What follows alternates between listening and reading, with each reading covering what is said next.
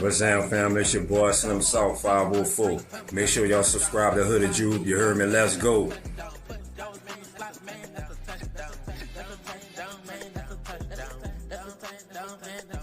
What's up, folks? This is Shough Barnes, and you already know this shit more than a game, man. You also already know that it's NOLA versus all y'all, and you also know that it ain't YouTube if you ain't subscribed to my dog Hooded Jude. Come on, man. What are you waiting for? You already know. It's still Who Dat.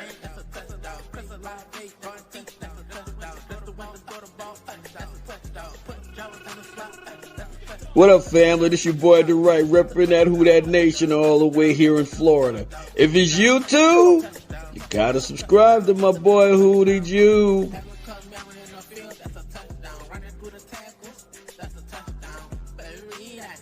What's up, world? It's your boy Carlos Clayton. I'm the host of Uneducated Sports Talk. Subscribe to the big homie Hooded Jude for everything New Orleans Saints. Who Dat?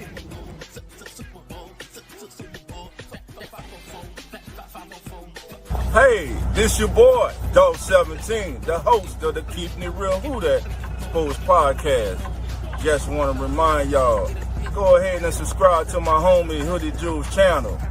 And like always, love.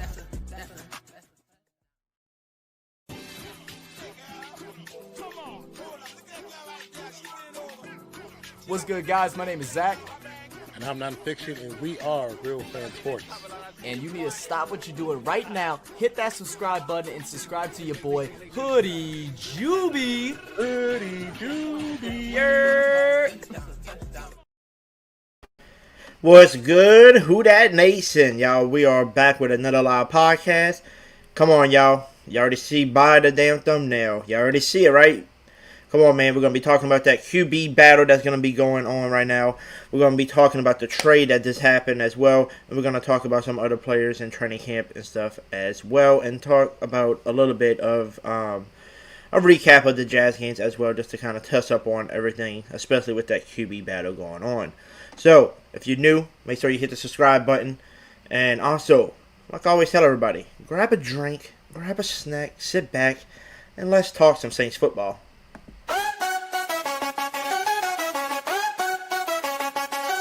Yeah, we in the zone, watch the Saints rise, Kellen Moore's game plan, yes, no surprise, Rashid Shaheed flying, catching that light, Chris Lawrence magic making defenses right, Hooded Jude on the screen, we hype it up, Saints Nation stand tall, never gonna give up, Saints on a mission, watch them take flight, in the dome under lights, it's a beautiful night, championship dreams, we're ready to score. With Hooded Jude and the crew, we're wanting more.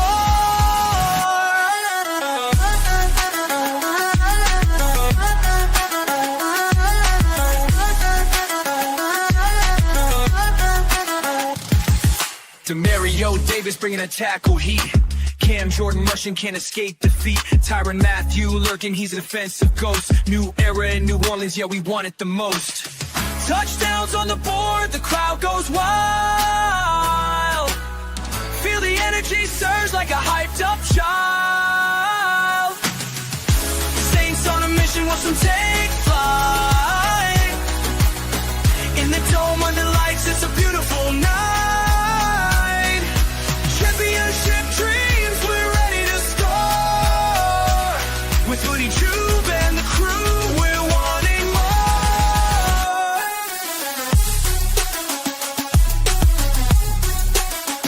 So here's to the Saints, let the victory blow. Back coast, we prop with the city. What's good, Who Dat Nation? Again, we are back with another live podcast. And for those who don't know, y'all will know, there's no YouTube without your boy, Hooded Jude, y'all. I hope everybody's having an amazing Wednesday, because your boy is. And I'm definitely ready to talk some Saints football. Now, special guest Logan will be on shortly. He's running a little behind, but he will be here to talk some Saints football with us. So, while we wait, I'm going to give a special shout out to everybody that's in here so far. I see Jerry the old freaking G in the building. Who that to you, brother? I see Nola Gang in the building. Who that to you? I see Brooke in the building. Who that to you? I see GR3 in the chat as well. Who that to you? I see Black Major in the building. Who that to you? Shout out to everybody that's tuning on in right now. I know y'all all popping on in here. So just want to thank all y'all for watching, whether you're watching from the Twitter side, whether you're watching from YouTube, or whether you're watching from Facebook. Just make sure y'all hit that like button for your boy. Hit the subscribe button if you are new. And also hit that follow button as well if you're on the Twitter side as well. You know, share that post out to get all these Saints fans in here so we can talk some Saints football. Now, we got a lot to talk about tonight. We got to talk about this QB battle that supposedly going to be continuing, according to Kellen Moore. Both quarterbacks, you know, Spencer Rattler and Tyler Shough will be playing in the season final, you know, preseason final against the Broncos. So that's going to be a fun one, right, to watch. So ready to see how that goes for both quarterbacks, see who closes out the win. But so far, sounds like Rattler still got the lead. Rattler had a great day today. 3 incompletions I heard from Nick Underhill. I think he said 3 incompletions, but one of them was a drop. So basically 2 incompletions for the day. So me and everybody's going to probably hear it. And my boys know it already. But I think Rattler should be the starting quarterback. Again, this man never had a fair opportunity last year. Never had, basically, if you want to basically explain the Rattler situation, this dude got drawn into the fire last year. Got drawn into a dumpster fire. You got all these people. You got the head coach getting fired. You got the team not wanting to play. You got all the injuries with all your starters. And we just drew him out there and said, here, let's see what you can do. And the man got nothing to play with. So the crazy part is, I think it was 6 games he played last year. And then he played in 2 preseason games. So that's 8 total games. Out of those 8 total games, he hasn't played with Rattler or Shough, right? But they all been hurt. But our boy Tyler Shough already got to play with him in preseason last week. While my boy Rattler still hasn't been able to play with him yet. And he's still leading the quarterback, you know, battle. And just saying, if I'm Kellen Moore and I'm the Saints, I know I drafted Shough with the 40th pick, but you needed a quarterback still for a quarterback battle because you're coming into the New Orleans Saints not knowing if Rattler's going to be the guy for you. So you want to pick your guy, plus have a QB battle with, you know, them two and Jake Hanner supposedly, right? So that was the whole situation this whole time. So you know you picked him. But why draw Tyler Shough in the fire, just like the Saints did the Rattler last year, with the O-line, you know, being iffy. We don't know about the O-line, how that's going to be. So why draw a rookie in the fire and let him experience what Rattler did last year? There's no point in drawing somebody in the fire. That's what I would do. I would not do that. If I'm the Saints, I'm starting Rattler. Number one, he's already experienced in the NFL. He earned, you know, his opportunity by doing a great battle against Kellen Moore's guy that he drafted. When you put Rattler with the starters, the dude's just balling. And he's been killing them in camp. And the man still hasn't had an opportunity yet to play with the starters like Olave, Rashid Shaheed, you know, and them around him. He needs that. He needs his targets. He was playing with practice squad players last year. That's who he was drawn to all season. So, if I'm the Saints, I'm moving forward with Rattler. But Kellen Moore said it's a close one still, and he wants to see more. And they're going to probably pick, you know, the starter after the game. So, we'll see. What's up, Brandon? I see you in the chat. Who that to you, brother? Shout out to you. I see my Aunt Mary in the chat as well from Facebook. Shout out to you. Who that, Miss Aunt Mary? GR3 said, the division in our fan base for the quarterbacks is nonsense. The truth is, I'll bet anything both quarterbacks will start multiple games this season. We just need to support whoever. I mean, at the end of the day, if Tyler Shough starts or Rattler starts, I'm supporting them both. But me, if I had to make a decision, if I was the head coach, I'm rolling with Rattler because the dude hasn't had a fair shot. But all through camp, the dude, when he's with the first strings and all that in the second string, he's just out balling Tyler Shough right now. And Tyler Shough is a rookie. He's coming into the league, yeah, at an older age. but still, he's still a rookie. You know, college level is not the same at the NFL level, and he just got to adapt to it. And Rattler's already had some experience with that, but haven't had a fair opportunity with the starters. So if I'm the New Orleans Saints and I'm the head coach, Kellen Moore, I'm rolling with Rattler all day to start the season and to go throughout the season to see what I got. Because at the end of the day, you still got Tyler Shough. So if Rattler does get hurt, because you never know what's going to happen with this O-line, so we don't know. If one of our quarterbacks gets hurt, at least you still got Tyler Shough to help, you know. And at least if he is on the sideline for a few games, at least he's learning more from the sidelines. Because just remember what Drew Brees said when he was out for 5 weeks straight with that finger injury. He said that was the first time he ever really been out like that for a good amount of time. And he said when you're sitting on the sidelines and you're watching it differently, he said you can learn so much about the game by just being on the sidelines and watching it. So Tyler Shough can learn a lot from the sidelines, man, and get up to speed.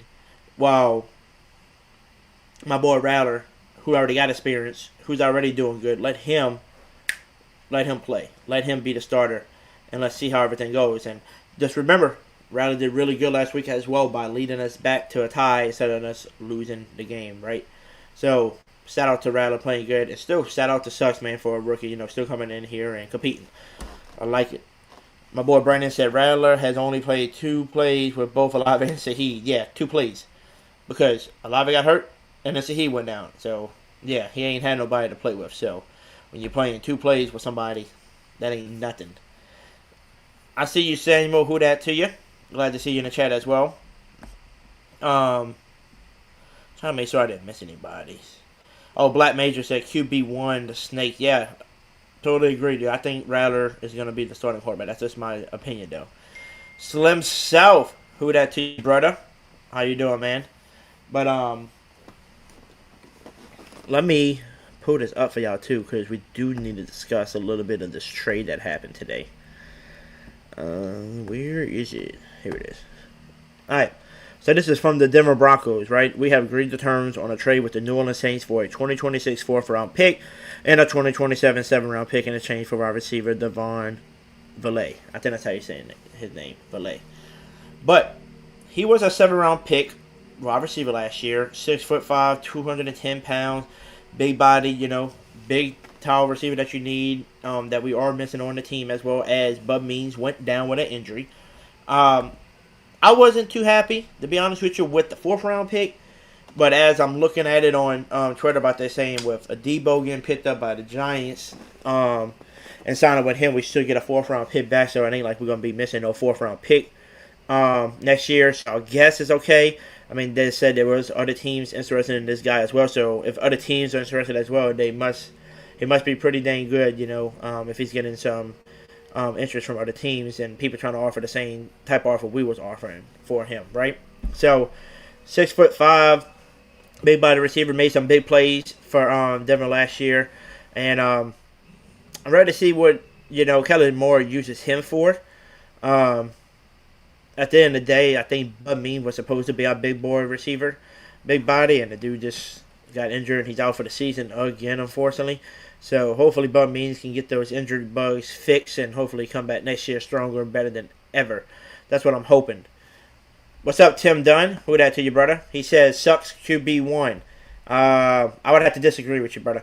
I'm going to have to say I'm rolling with Rattler if I'm Kellen Moore. The reason why I'm rolling with Rattler is, I already said it again, but I'll say it again for you, Tim Dunn, because I just said it a little while ago. But I'm rolling with Rattler because the dude has more experience right now in the NFL. The dude has been outbeating him through camp. You know, he outplayed him again last week. And Rattler still hasn't had a fair opportunity yet with the ones, like with Olave and Shough around him because everybody was hurt last year. So I haven't seen nothing out of Rattler yet to say, okay, well, the experiment's over. Let's get rid of him. No. I'm going to give it to Rattler. Sucks. And the other reason why I like Rattler a little bit better, if you look at Rattler last year and you look at Rattler this year, people saying there's no big difference, but I guess most of them that are saying that are just saying that because they're in their feelings about it. But if you really go look at the tapes, he looks more poised, he looks more comfortable in the pocket, and when the pressure's coming, he's running, he's taking off. He's not running for his life back there and throwing the ball to Ruiz, who's not supposed to be catching the ball. Like when pressure comes to Sucks in the face, he panics. And we don't need that type of quarterback play. Now, when Rattler has been playing, he's been comfortable. When he feels the pressure, he takes off and runs and gets positive yards. And also, sometimes when he sees the pressure, but he sees the play opening up, he sits in the pocket, and he took a lick, dog. He took that nice hard hit in the Jazz game. Got right back up after a good completion. So if I'm having to pick a quarterback to lead my team this year to give me the best chance to win, Rattler's the guy to go. That's who I'm picking, though. I'm picking Rattler all day, every day. Brother Dot. Who that to you? Welcome. Rat that quarterback. 1. Yeah, that's who I'm picking. I'm picking Rattler, man. Hey, you might be right, Buzz. Buzz means, time might be up. It might be up here with the injuries. That's 2. But then again, they may give him a fair shot because you remember what happened to Kendrick. Kendrick's been here for, 2 or 3 years now and has been injured. So maybe they'll give him a chance as well, just like they did with Kendrick Miller. But we all going to see what's going to happen. Bernadette said, I don't know how anybody could seriously judge Rattler off of last year. Well, anybody, to be honest with you, Brother Dot, anybody that is basically judging him off of last year, those are fans that I guess last year didn't even care about a guy like Rattler in here. They didn't care about him. They didn't care about him coming to the team, right? So when people don't like a player, especially coming in last year, and they just like, oh, I watched him in college, I watched him and he's not good. Well, NFL executives, managers, owners and all of them, they all had him as a 2nd and 3rd round pick the year before. But guess what happened? People look back at the old tapes of him on Netflix show, and they wanted to know, can this guy be a leader? Can he lead our team? Same thing with Shough. Can he control his, personality, and can he lead the team? But that's what happened to Shough. He was supposed to be a 1st round pick, but the dude fell all the way to the 5th round, just like Rattler did. So for anybody that's just going to judge Rattler off of last year, they just hate him because they didn't want him here in the first place, possibly. Second of all, if you judging him off of last year, I don't know what's wrong with y'all. Y'all need to, y'all need to change y'all brains around. Y'all need to fix it, because if I was, to tell you as a rookie, hey man, let me see what you got. Go in there and see if you can win me a game. But you're playing with practice squad players who's not even on the roster anymore, or trying to make the roster again this year. Barely no O-line because everybody's beat up on the O-line as well. So you got practice squads, offensive lines as well. And I tell you, go against those starters and try to win me a game. You know what I'm saying? That's like not a fair opportunity. And then you come in next year, oh, I seen enough of you, buddy. Come on now. What up, Aiden? Who that to you? Brandon said we have Uber drivers at wide receiver. I mean, Olave, Saheed, and maybe Brandon Cooks, and big play Timpton. I think those, 3 or 4, are certified to make the team. Everybody else, I don't know. But the dude we just traded for is definitely making it now. Devon Valley, I think he's going to make it regardless, because there's no way you trade for him and then just be like, yeah, sorry, you don't make the roster, So, we'll see. The Rook said, I honestly don't think it matters what quarterback start. Neither is a quarterback that would take us to a Super Bowl as it stands right now. Yeah, nobody's going to take us with the roster we have. You got to get the pieces around them. Now, if you get the right pieces around them, Rook, if everybody stays healthy, you can find you the Michael Thomas kind of replacement, big body that can catch anything, Can Devon Valley turn into that? Maybe. I don't know what this guy's, made. I just seen a little bit of his clips from last year, when he was with Denver. So we will see how that rolls with him. But if we can find us a big body receivers, you already got your speedster and down the field, and Rasheed Shaheed. And then also you have Olave, who's a speedster as well, but he's also a good route runner as well. But the question is, can Olave stay healthy this year for us and, get back to the top where he, first started? That's what we need, because he's already upgrading every single year. He's getting better and better.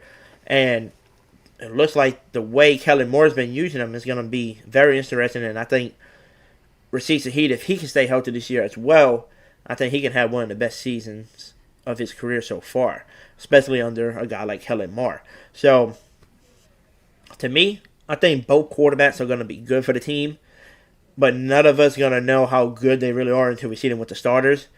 But so far, what we're hearing through camps and preseason, it sounds like Rattler's just been beating him. He's got the edge over the dude. You know, he's just been the better player. And like I said, he is more comfortable in the pocket. He's more poised. And he's not scared under pressure like Tyler Shough is. And you can't be scared in the pocket in the NFL. You know, with these guys running, like I said, in the Jazz game, you can't just throw the ball towards the offensive lineman just because somebody's in your face. You know, you can't do that as a loss of down, intentional ground. You can't be doing that stuff. At least Rattler's not scared. He's running straight through, you know, trying to get positive yards with it, and he's taking hits and delivering the ball into the receiver's hands. So, as I'm looking at it, I would roll with Rattler to begin week 1. That sports talk guy, who that to you? Bet a minute. Who that to you? I see my boy Hot Boy Nola. Who that? Yeah. What's up, Saints fan? He said Pettis made some plays too. Yes, he has. Shout out to Pettis for getting that game-winning touchdown for us as well. Shout out to him. Yes, Rook, we definitely lack some alphas on offense. You know, you need that dog that's going to go up and grab it every time. That's what we're really missing, and we need one. I don't know what we're going to do to, like, you know, find the replacement for, like, Michael Thomas, but we got to figure it out sooner or later. Slim Cell said it's about to be tempting time. Hey, we need somebody to step up this year. You know? We need somebody to step up, and I'm hoping with the way it's looking, it looks like Tim is not just going to be a training camp body kind of thing, because he's actually killing it in preseason as well. So let's hope that we can see this dude become maybe the number 3 receiver, maybe number 4. We'll see. But Brandon Cooks, I think, is going to be your number 3 receiver regardless. I know a lot of people are talking about his blocking skills and, you know, the way he's blocking in camp and, you know, this and that. But at the end of the day, he's a veteran. He's older. I don't see him trying to block crap anyway. He's just going to be there getting open on slants with his speed that he still has. That's going to be Brandon Cooks. He's going to be like your 500 to 600-yard receiver. Veteran guy that's going to help out the locker room, you know, who's been there and can, you know, pass on some techniques to the younger generation, you know. The Rook says, so he may be ascending past Olave. I think so too, dude. He could. If Olave gets hurt again, I think so he can do that, dude. I really do. Slim Cell says, Sucks maybe 26. Oh, he's still a rookie. Yeah. I count age. I know, like, oh, well, he's been in the league. I mean, he was in college for a while, right? So since you're in college for a while, you should have more experience. But if you think about it, he's probably got some of the ball knowledge. But the dude barely played in college too because he was injured a lot. So it ain't like he had a lot of playing time. It ain't like he played college football for 6 years and just constantly played. He was hurt a lot of those seasons, and that's why he kept getting held out and kept going back to college because he kept getting injured. And last year was like his best year, you know, of staying healthy. So at the end of the day, you know, he is older, but he is still a rookie, so he's still got some, you know, learning curves to go through. Same thing as Rattler. He's not a rookie. He's a 1-year vet, but he's still got a lot of learning. This dude's only in his 2nd season and still hasn't played with no starters yet because everybody was injured, right? So they both got a lot of learning to do. Just know that. But the good thing is they under a good staff. You know, Kellen Moore to be a starting quarterback in the NFL. You have Nussmeier, who used to be a starting quarterback, and I think the quarterback coach used to be a starting quarterback as well. Like, so that's 3 starting quarterbacks on the roster that they can definitely learn from, who has NFL experience, you know. And not only that, you got Kellen Moore, who's a very good offensive-minded coach that's going to help out, you know, and put our quarterbacks in the best position for them to succeed. You know, like I said, Kellen Moore gives me a lot of freaking Sean Payton vibes, y'all. He just gives me those vibes. What up, Craig? Who that to you, Craig? Pastor, that's my GM right there. Shout out to you popping on in. Yeah, before I start reading the rest of the comments, let me bring on my guy that's in the back. He was holed up for a little while. Like I said, he was running late, but we got him on here. He is the co-host of the Hoodie Jew podcast. You might know him by the nickname The Showman. Or you might just know him because he's just a damn reporter for all Louisiana sports all over Twitter. You know who I'm talking about. Let's welcome Logan. What up, man?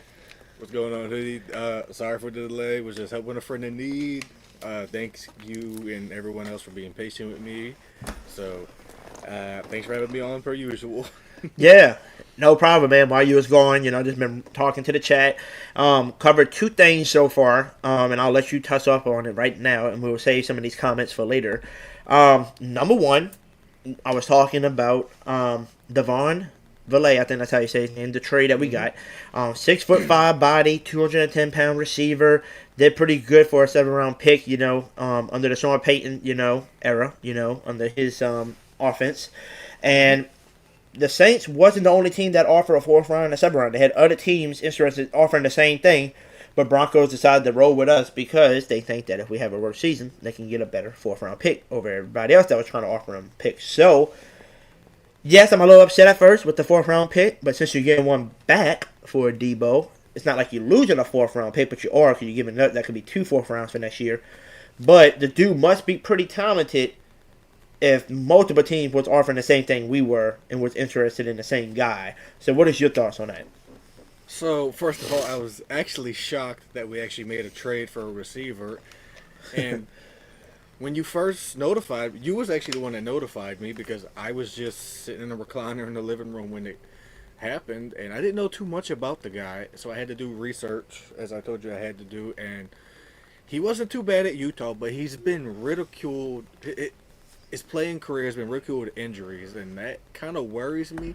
But at the same time, the Saints did need a big-bodied wide receiver. He's 6'5", like over 200 pounds, and I'm just saying this to kind of be funny. He does have a 74 overall on Madden, and that's like the 4th best rating for the Saints in terms of Madden. But I honestly think, and the thing with the 4th round pick, even I was a little stupefied that they traded a 4th round pick and a 7th for him, but apparently they had stiff competition.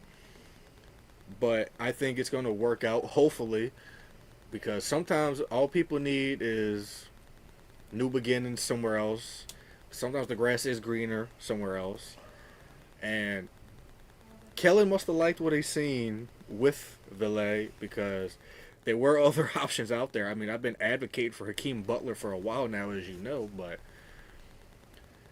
the thing with the 4th round pick, we are projected to get that back, but it also all depends on how much Isaac Yiadom plays. I started talking to people, and the comp pick really does all depend on how Isaac Yiadom plays, because once the Debo left, we signed Isaac Yiadom kind of to even it out. So, but I truly believe I don't think Isaac Yiadom's going to be seeing a ton of snaps this year. I just think you're going to see more like, Kool-Aid, Rico, Quincy, and Alante. I can't believe I almost forgot him. So it's really an interesting move, but in the end, I think it's going to even itself out. Now, I know a lot of people are kind of upset that we traded a 4th round pick because that could be a top 100 pick if the Saints do play bad this year. But the comp pick's going to be in the 130 range, so you're really kind of evening it out.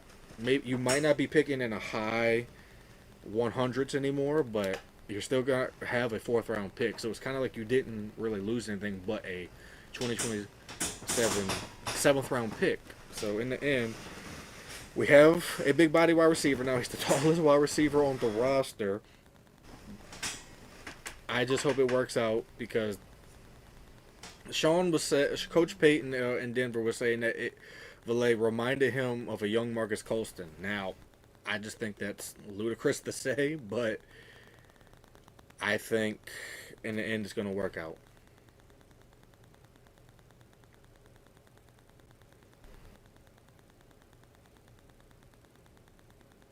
Did we lose Hoodie, you guys?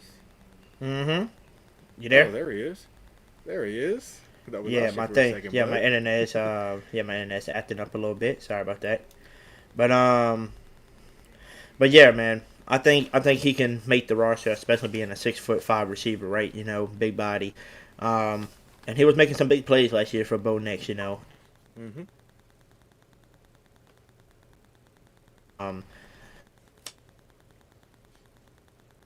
Toss it up to him. So, also, the other thing I was talking about, which I'm going to let you talk about because my internet's still messing up a little bit. So, if I am lagging still, y'all, I apologize, but I'm going to let Logan talk to y'all about this topic as well. I was talking about the quarterback battle, and I told them I think they said it's still going to continue to preseason 3 game with the Broncos. Both quarterbacks going to play. But at the end of the day, if I'm Kellen Moore and I'm the head coach of the New Orleans Saints, I'm looking at the battles, I'm looking at the decision making between both quarterbacks. I would roll with Rattler Shucks any day, just because he runs and takes off, gets positive yards.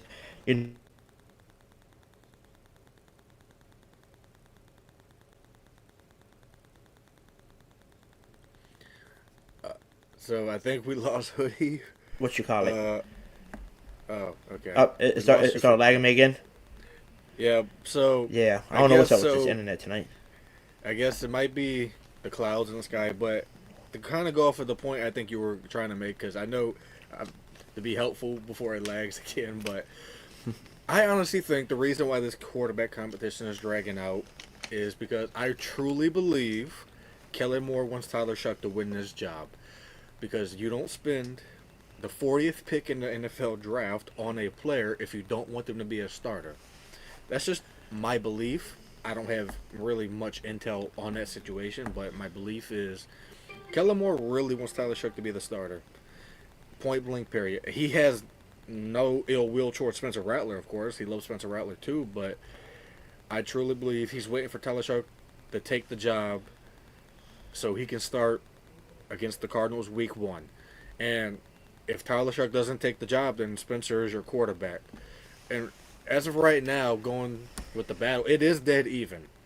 It is dead even because if you look at the numbers, both 1-1 on the TD to INT ratio. The completion percentage is damn near identical.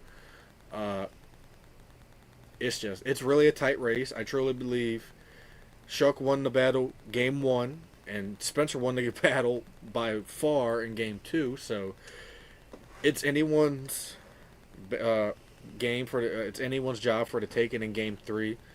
But my gut is telling me that Spencer's going to outperform him this Saturday against the Broncos. But my gut's also telling me that Kellen truly does want Shough to win this job. There shouldn't be any doubt about that. I mean, I'm sure everyone sees it.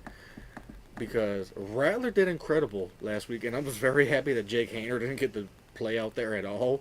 Let him stay on the sideline throwing a rugby ball.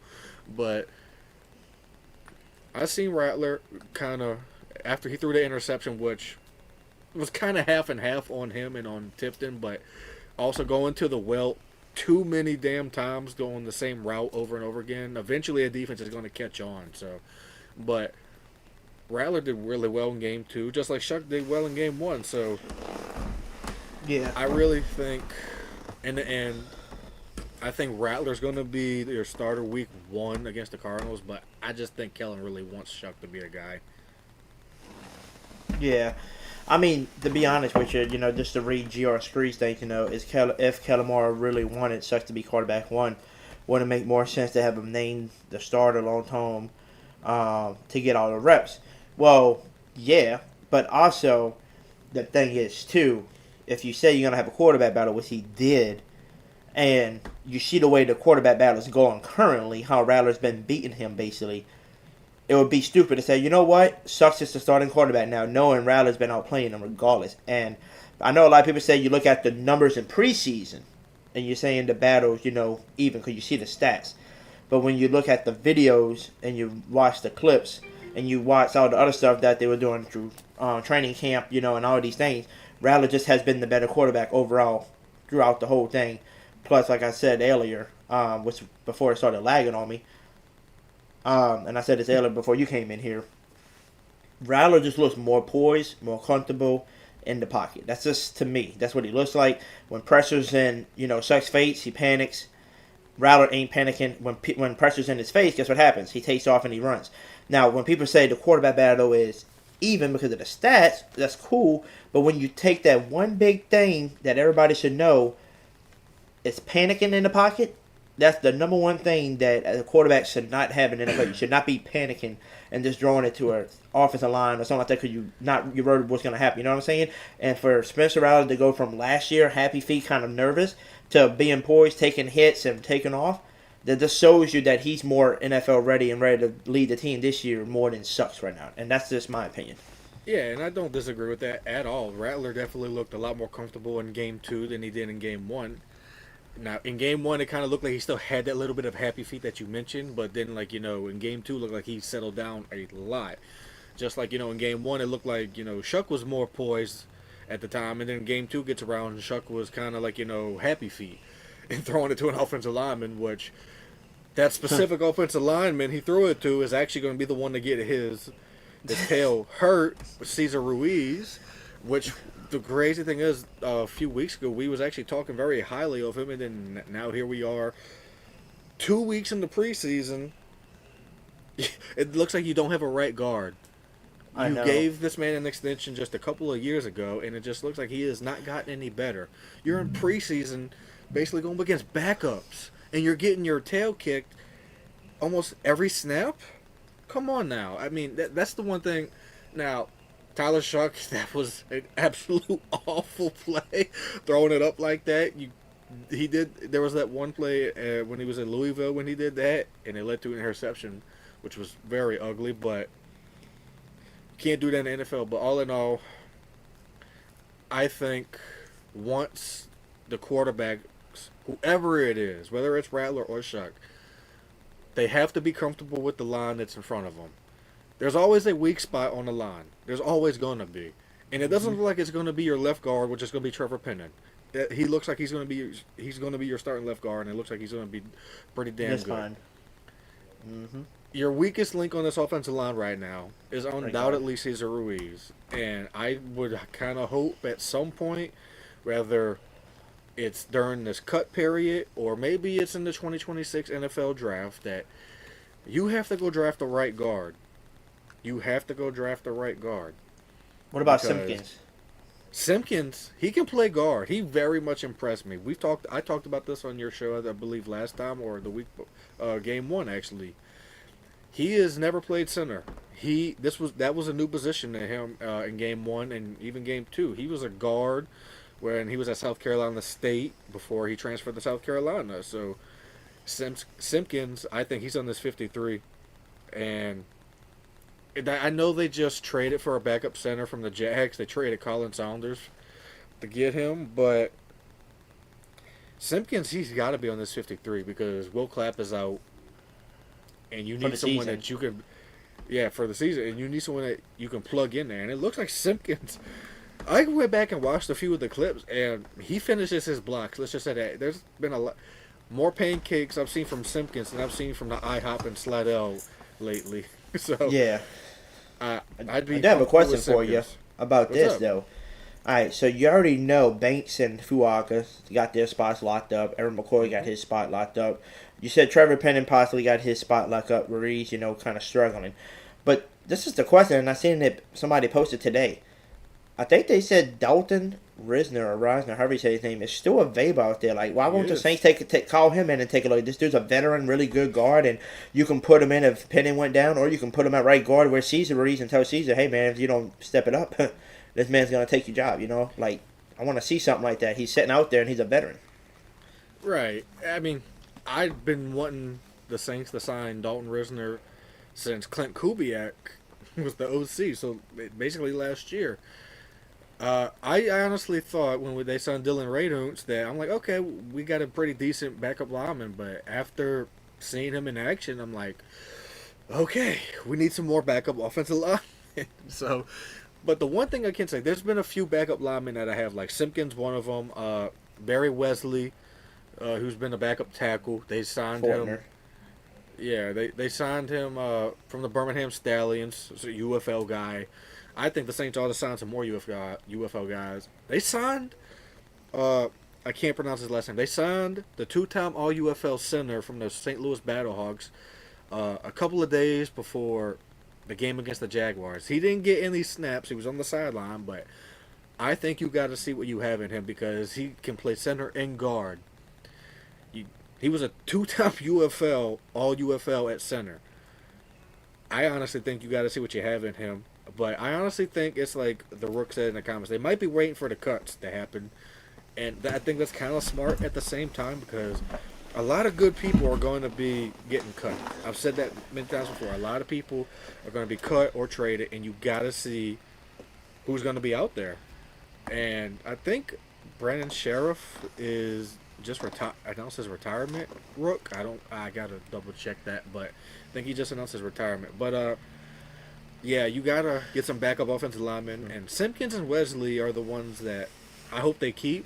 And I honestly hope that the other UFL player that they signed from the Battlehawks, they give him some run and let him show what he could do and then keep him because I honestly think he's a good depth piece too. But the starters, outside of Ruiz, of course, you have a pretty decent offensive line. Not top 5, maybe not even top 10, but you might have a probably top 12, top 13 offensive line, even with your weakest link being Cesar Ruiz. I do have a question though for you about this offensive line because a lot of people are complaining, oh shit, the O-line's iffy, they're not looking good in preseason, but it kind of brings me to my point from last year. You remember in the beginning of the season, Saints went 2-0. We looked like we was about to dominate the season. And then one important man of the team went down on that offensive line. And his name is Mr. Eric McCoy, a Pro Bowl center. And what I'm trying to tell people is I think his absence on that offensive line is definitely going to affect everybody else because while he's a Pro Bowler, he's not no backup, or what you want to call it, practice squad player trying to make the squad in preseason. He is the guy. He's the glue to the offensive line. He's going to call out the plays. He's going to point out to people, hey, you pick up this guy, I'm going to pick up this one. Like, he's going to be the one communicating and picking everything up. And I think that's going to help the offensive line even move even smoother when he comes back. Now, do you agree with that or no? Because some people last year saying, I don't care if you lose McCoy and you put somebody else in the line to not look bad. I'm like, well, when you lose a Pro Bowler and you put a practice squad player in, there's a big difference between a Pro Bowler and a practice squad. So the one thing I can say is a lot of people that haven't played ball before, they'll know how much or how important a center truly is. The center is your quarterback of the offensive line. They call out things before they even put their hand on the ball. They're the ones that get the ball to the quarterback. They're the ones that basically are your first defense for your quarterback. As soon as they snap the ball, their hands are up and they have to protect your quarterback. So Eric McCoy, I believe, is one of the best centers in the league. Maybe not the best, but he's one of them. And great centers don't just come around too often. I mean, the Mike Websters of the world, even the LaCharles Bentleys of the world. But if you lose Eric McCoy this year, I don't know who they could plug in, but it would definitely put a damper on things. Now, the line got decimated last year. Even after McCoy's injury, it seems like everybody went down after that. Outside of Fuaga and Pennon. Ruiz. Yeah. And Pennon. I think, yeah, that's true. I think Ruiz got hurt last year. It was mainly after, this is what I remember, after McCoy went down, yes, old boy to the left guard went down. So then they swapped homeboy who took the backup center. They moved him back to left guard and they put somebody else. And then somebody at left guard got hurt and then they switched them. It was just a swippity swap. Every week you had a different lineup on the offensive line. And that's tough. It was a revolving door. And Eric McCoy, he really is like... That's his name. Lucas Patrick. Thank you, Rook. Yeah, that's Lucas his name. Patrick. It was Lucas Patrick and Shane Lemieux, I believe, too. And he's back, by the way. He's going to be good depth, I think. Yes, I do agree with that. It's like the Rook said. Eric McCoy really is the linchpin of your offensive line. There's no other way of putting it. And you lose him, even as much as I believe in Simpkins, I think that's going to definitely be a big hole to fill if Eric McCoy does get injured this year. So I pray for health on the offensive line this year and for the entire team, of course. But After this game is when it gets crazy. You go from 90 to 53. So many players are getting released. A lot of them are going to be really good. Some of them practice squad players, of course, but you have to see what's out there. You truly do. And there's going to be a lot of tough cuts for the Saints, too, and some of them might even upset you and I, but it's the nature of the business. But this offensive line, the only thing that worries me on the offensive line right now, you would have thought it would have been pinning at guard, but it's Ruiz. It's Cesar Ruiz. Everything else, Banks, the rookie first-round pick, looks incredible. He hasn't allowed a pressure or 0-0-0s across the board for him throughout this preseason. Granted, it's only been a limited amount of snaps, but he's a rookie going up against NFL players and even sometimes starters. So kudos to him, looking very well. But you have to find a solid backup right guard. You really do, or go draft one, because I don't think Ruiz is it. I said that from the beginning years ago when they drafted him. I truly just think that was just one of Sean Payton's, crazy mastermind plans. So I'm gonna take a center and transform him into the best right guard, and it didn't work out, and it hasn't worked out. Now Ruiz looked pretty decent a couple of years ago when I gave him his extension, but now it just seems like he got paid and he just doesn't care anymore at this point. But yeah, that's your weakest link right now in the offensive line. Now, let me ask you this question. This is gonna, kind of wrap on offense with what happened today. So we trade for Devon Valet. Now the question is, with people getting cut soon, if the rumors are true and the Packers decide to cut Romeo Doubs, do you still go after him because of the roster depth that we have at wide receiver? The answer to that, honestly, at first I was a little bit skeptical about it, but I would go after him. What do you have to lose? I honestly think he's a younger piece. You need the youth movement. And Romeo Doubs, when he was in college at Nevada, he was really incredible. And, I mean, for the Packers to actually draft a wide receiver, that should tell you. Because the Packers don't draft wide receivers. They didn't do it with Brett. They didn't do it with Aaron. They haven't done it with Jordan Love, really, until they got Matthew Golden. So I would go after him. I really, really would go after Romeo Doubs, and then after that, you would probably have to cut someone like a Cedric Wilson or Donovan Peoples-Jones. So if Doubs let's say Doubs is cut, Saints sign him, because you want to see what he's got on the roster. So then you look back at your receivers, you think, let's say you keep 6. Olave, Shaheed, Cooks, Devon, Mason Tipton, and Doubs? Yes, it's so, like you said, hypothetically say you sign Romeo Doubs. You're set up for the future, basically. I don't know how much longer Brandon Cooks has, because he is kind of up there in age for football years. Mm-hmm.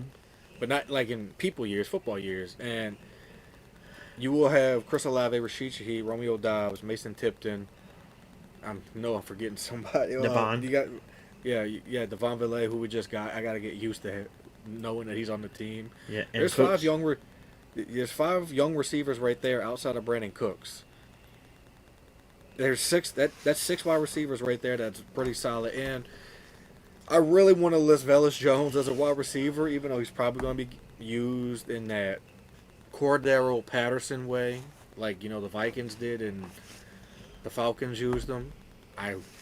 That would be my hope, how Kellen used them. But if you get Romeo Doubs, I think you're pretty much okay at wide receiver. And if you sign him, Cedric Wilson's gone and Donovan Peoples-Jones is gone. I was kind of vouching for Donovan Peoples-Jones to make the roster due to his special teams abilities, but at this point, you have Velus Jones. Use him everywhere. Use him everywhere. And Dante Pettis, we can't forget. I know this is going to sound crazy to say, but can't forget about Dante Pettis, because they've been using him in the kick return game too. So, but to go back to the original point, I would go after Romeo Doubs if he's cut. What about Mixon? Mixon? Or Dixon, that's his name? Mixon? Oh, are you talking about Moochie Dixon? Mm-hmm. What about him, special teams? Speed. The crazy thing is, he's probably practice squad, because I haven't seen him get any reps out there. Probably 0 game time reps, and can't make a team if you don't get game time reps. It ain't really one in practice. We've seen that, but he's got speed, but just like with my guy Marcus Yarns, he hasn't really gotten a lot of valuable touches, I should say, in the game. But you want to have the speed on your practice squad just in case someone goes down. Okay. Well, the next question that I really wanted to ask you is, with the way the Saints so far this year has been using Kendrick Miller in preseason, with all the team ones while AK's relax, and with the way the offensive line looked kind of bad last game, but still Kendrick Miller was making plays. I mean, can we just say now it seems like Kendrick Miller's got that running back 2 spot, and from there it's going to be between Akers and Clyde to get that 3rd and 4th spot? So, yeah, I would have to agree with that. The running back room is kind of like it's a cattywampus right now, meaning it's just you don't really know who's going to take that last spot. You do have Kendrick Miller. He's basically your running back 2. He's looking outstanding right now, and I hope that he stays healthy the whole year.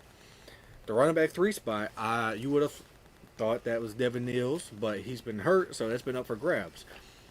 The last game, if you watched, like I know you did, but if everyone watched the game like I did, when you put in someone like Cam Akers, he didn't really get no movement. He didn't get no positive yardage, really, nothing.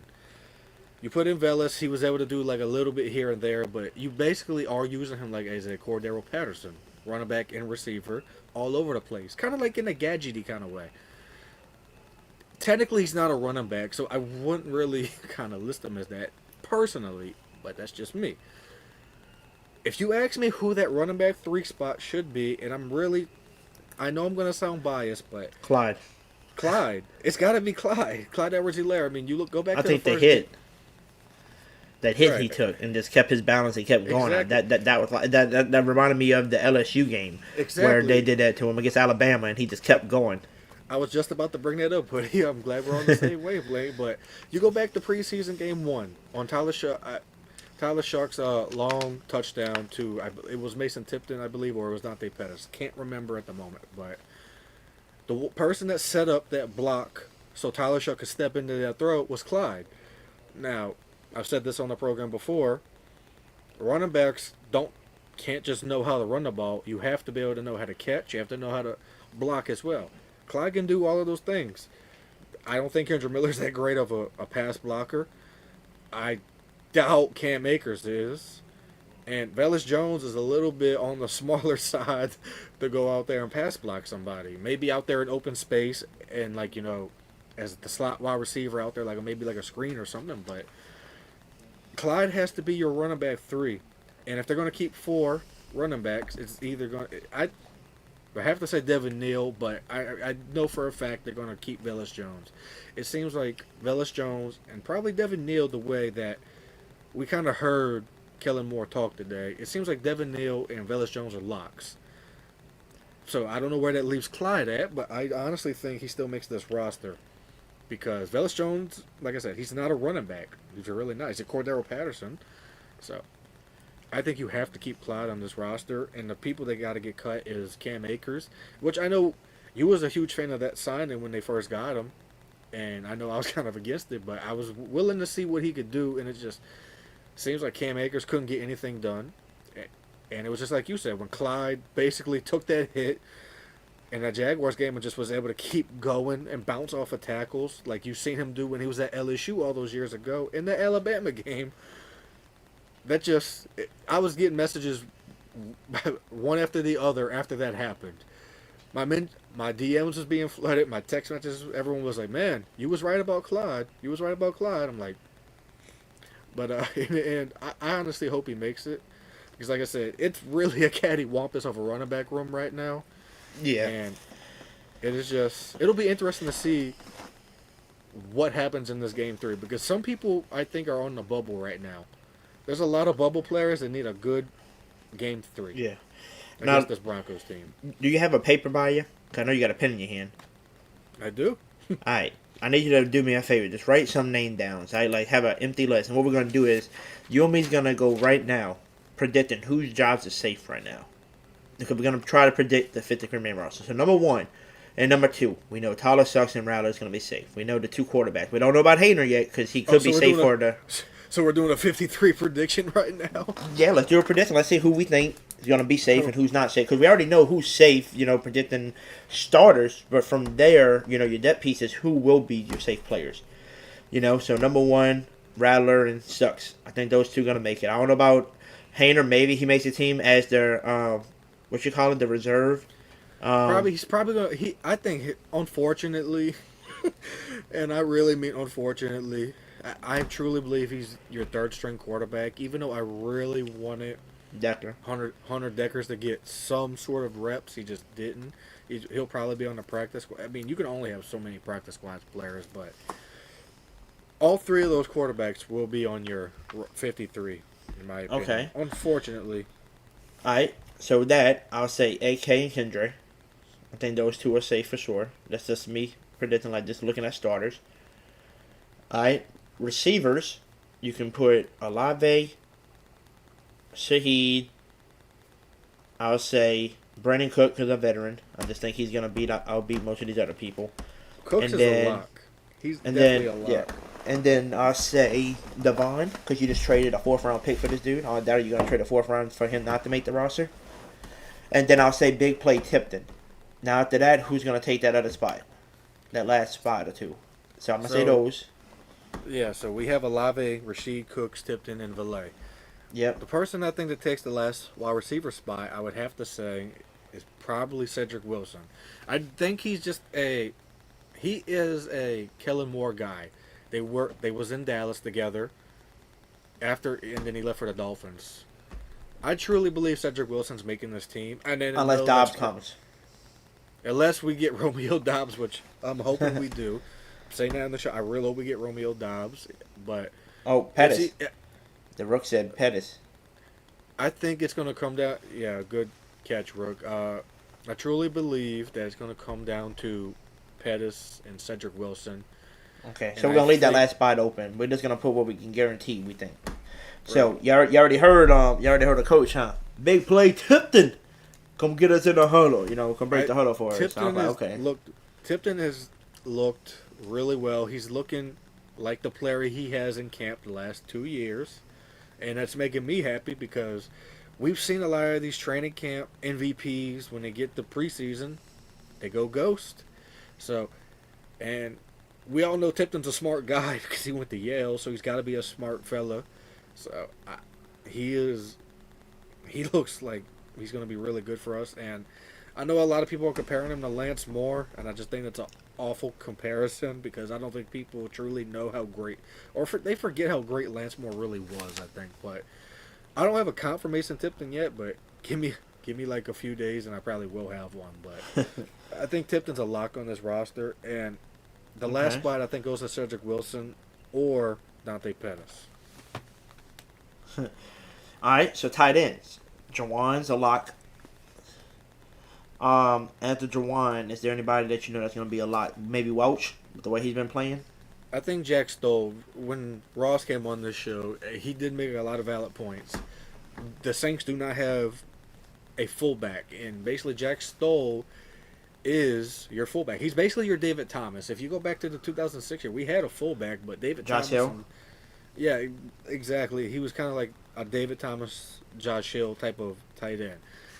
And that's what Jack Stoll's going to be. So I would have to say Jack Stoll's a lock on this team.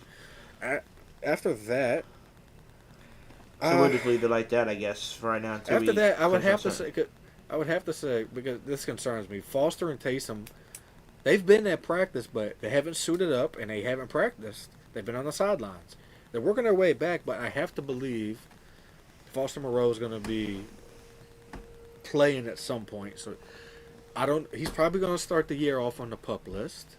And after that, Welch had a really incredible catch. He really did. Shough, I honestly think Shough kind of threw it perfectly, only to the point where Welch can catch it. And I know a lot of people are saying that was a bad throw, but going back and watching it, he kind of threw it right on the money. And Welch just also made an incredible catch. But yeah, I would have to say Welch is probably on the bubble. A lot of these tight ends are probably on the bubble because you want to put Foster Moreau down then, I guess. I would have to say Foster, but I would have to also say he starts on the PUP list. but I'll pencil him in. Okay. So let's do line. We know Fuaga, Banks, Pennon, McCoy, and Reeves, unfortunately. Yeah. Unless they sock us and they said he's cut. That'll be a soccer, huh? I don't think you'll ever see them cut him. I just think maybe once his contract is up, maybe they don't sign him back. That's to be determined. But unless Brendan Nugent just can work some type of magic and get Cesar Ruiz to finally not, like, look like he's seeing ghosts out there, because there's times where he just lets players just run right by him, and it makes me so angry that he does that. I've played with so many different types of offensive linemen, going to high school and then going to freaking semi-pro, and I haven't seen an offensive lineman play that bad before, and it's crazy. What about Veras Jones Jr.? I think he makes this roster in some capacity. Like I said, or if it's practice squad or whatever. I don't think it's practice. I think he makes this 53 because I truly believe, and I've been saying it, I think I know why they signed Velus and they've been using him the way they've been using him. I truly think Kellen Moore wants his very own Cordero Patterson. I truly do. And that's what Velus Jones is. He's not really a running back. He's a receiver at heart. He's got that receiver speed. That's why when they was handing him the ball off in the open space through the A-gaps, he had that speed. He's got breakaway speed like a receiver because he is one. But I think he makes this 53. I think it's no doubt. Well, then write him down. Then write him down, I guess. So besides the starting offensive line, who's making it your backup? I'm guessing Fortner. Could you trade it for him or no? And he has a lot of starting experience. I would have to agree with you. I would say Fortner, maybe Simpkins, but that's to be determined too because we haven't seen Fortner take a single snap for the Saints yet. The way Nick Underhill put it, because I read what Nick Underhill tweeted out, because someone asked him about the Colin Saunders trade, and he basically said you traded for a player that was going to get cut. So basically, two players that were going to get cut got traded for each other, and he said they still might get cut no matter what. So basically, Fortner still may get cut because he hasn't taken a single snap for the Saints. But I would also have to say, I really do like Simpkins. I really think he's got some game to him. He really does. To be able to plug in at center and play it well like he's been doing these past two games. And he's never, like I said, he's never played it before, you guys. I'm going to keep saying that. So I would have to say Simpkins, maybe Fortner. I don't know. I don't know what Kellen Moore's plans are for him. Maybe he does just get cut. But I'm going to say Fortner's to be determined. Okay. I would say Simpkins and Wesley are your backups that I would write down for me personally. But after that, and I know people are going to hate this, but I honestly think Dylan Radums is a lock on this roster. I do. I really don't like saying that, but I truly believe Dylan Radums is a lock to be your backup offensive lineman, kind of like your Swiss Army knife, your swing tackle, your just swing offensive lineman, everything. And I know that's scary, but there's really no one else. Unless one of these linemen that just get cut out of nowhere and they sign them. But yeah, I would say Simpkins, Wesley, and Radums. Okay. All right, put them down. And then after that, you might as well write it out already. Groupie, Zach Wood. I think Burnham gets the job. Burnham's definitely your punter. Okay, and then put Burnham. So we're going to say Della Scree will be your starting, players on there. And now let's move to the defensive side. How many people we got so far before we even got the defense? Well, give me 1 second to count all of this up. So let me write down the kickers first. I think they should upgrade 53-man roster to I'll say 65. Because the injuries are so bad all year. They should allow us to have a bigger roster just to be safe. Bigger rosters. I think I understand why. I mean, the more players you have, the more expensive it gets.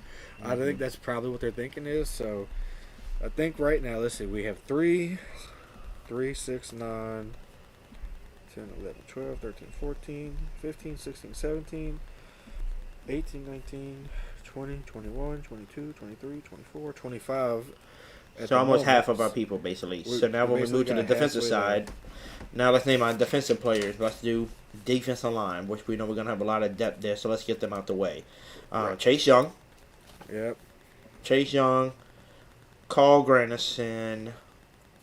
We're going to say Cam Jordan. Let's just Cam get Jordan. that out the way. Yeah, might as well. Brian Brissy. What's the boy's name? Godchuk. Older veteran. Godchuk's definitely making. I've been hearing incredible things. Oh, and Nathan Shepard, because you heard they said the starters was not playing at all, and Nathan Shepard wasn't even dressed that day when they said the starters won't be playing. So I'm guessing they see a lot in Shepard. Oh, by the way, Logan, I hope that we're talking really good about Saints football and know our knowledge, because you're not going to believe how many we got watching currently through Twitter, Facebook, and YouTube. I'm going to just let you guess. How many people do you think we got watching currently? Okay, I'm going to throw a high number out there. Let's see. 532. Shoot, I wish. No. We got 180 people watching right now, so shout out to all y'all that's watching, whether you're on Twitter, YouTube, or Facebook. Make sure y'all all hit the like button, hit the subscribe button if you are new, and also hit the follow button as well. And if you're watching this, hey, share the post out to all the other Saints fans so they can come on. And also, look, if you're on Twitter side and you're a diehard Saints fan and you just want to give your opinion on the quarterback battle, on the trade that we just had happen, on who you think is going to make the roster, please come to the YouTube side and click the link. I got the StreamYard account inside the YouTube account. Come up, click on that link. And also drop a follow and a subscribe, on the YouTube if you do decide to come on as well. But, yeah, I want to hear from some other Saints fans. I want to meet some new Saints fans because, we've been having some of the same Saints fans for the past few years, and we want to see some new faces this year as we, move on to the 2025 season. So who we got so far? You got Chase Young. We got Chase Young, Jordan, Carl Granderson, Cam Jordan, Brian Brzee, Devon Godchuk, Nate Shepard, and I honestly think Vernon. I think Vernon Braun's got to make this team. That's his name, Vernon? Yeah, Vernon. The guy from Texas. Yep. I really think he's got such a high ceiling. I mean, like I mentioned, he reminded me so much of Michael Brockers in college. I don't know if people remember him, but I think he makes this team. He's been very disruptive in all the games I've seen him play in, these last two games. But he's probably on the bubble, unfortunately. But I think he's making this team. That's just my opinion.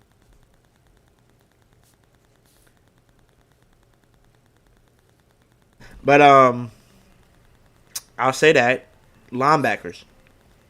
I would say DeMario, Warner, Pete Warner. I'm gonna say Stutzman, and then after that, I would have to say, dude. I think the way I think Ford, bro.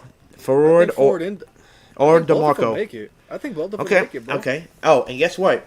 I don't know if you want to compare this comment, okay? I see you back there, the right. I'm going to bring you on soon. I know you're back there.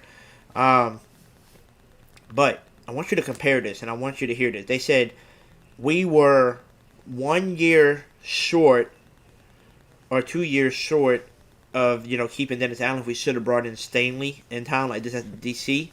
Because they said with him, we probably would have used Zach Bond the way that they Eagles used him. We would have been able to use him the right way, right?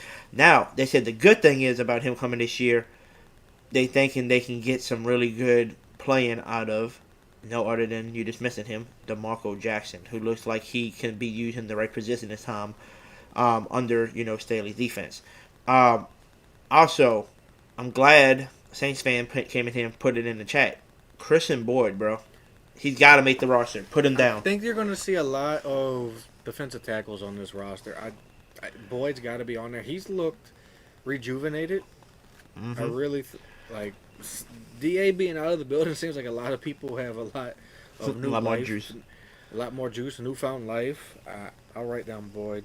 That's a lot of defensive linemen, but you need a lot of defensive linemen in this scheme.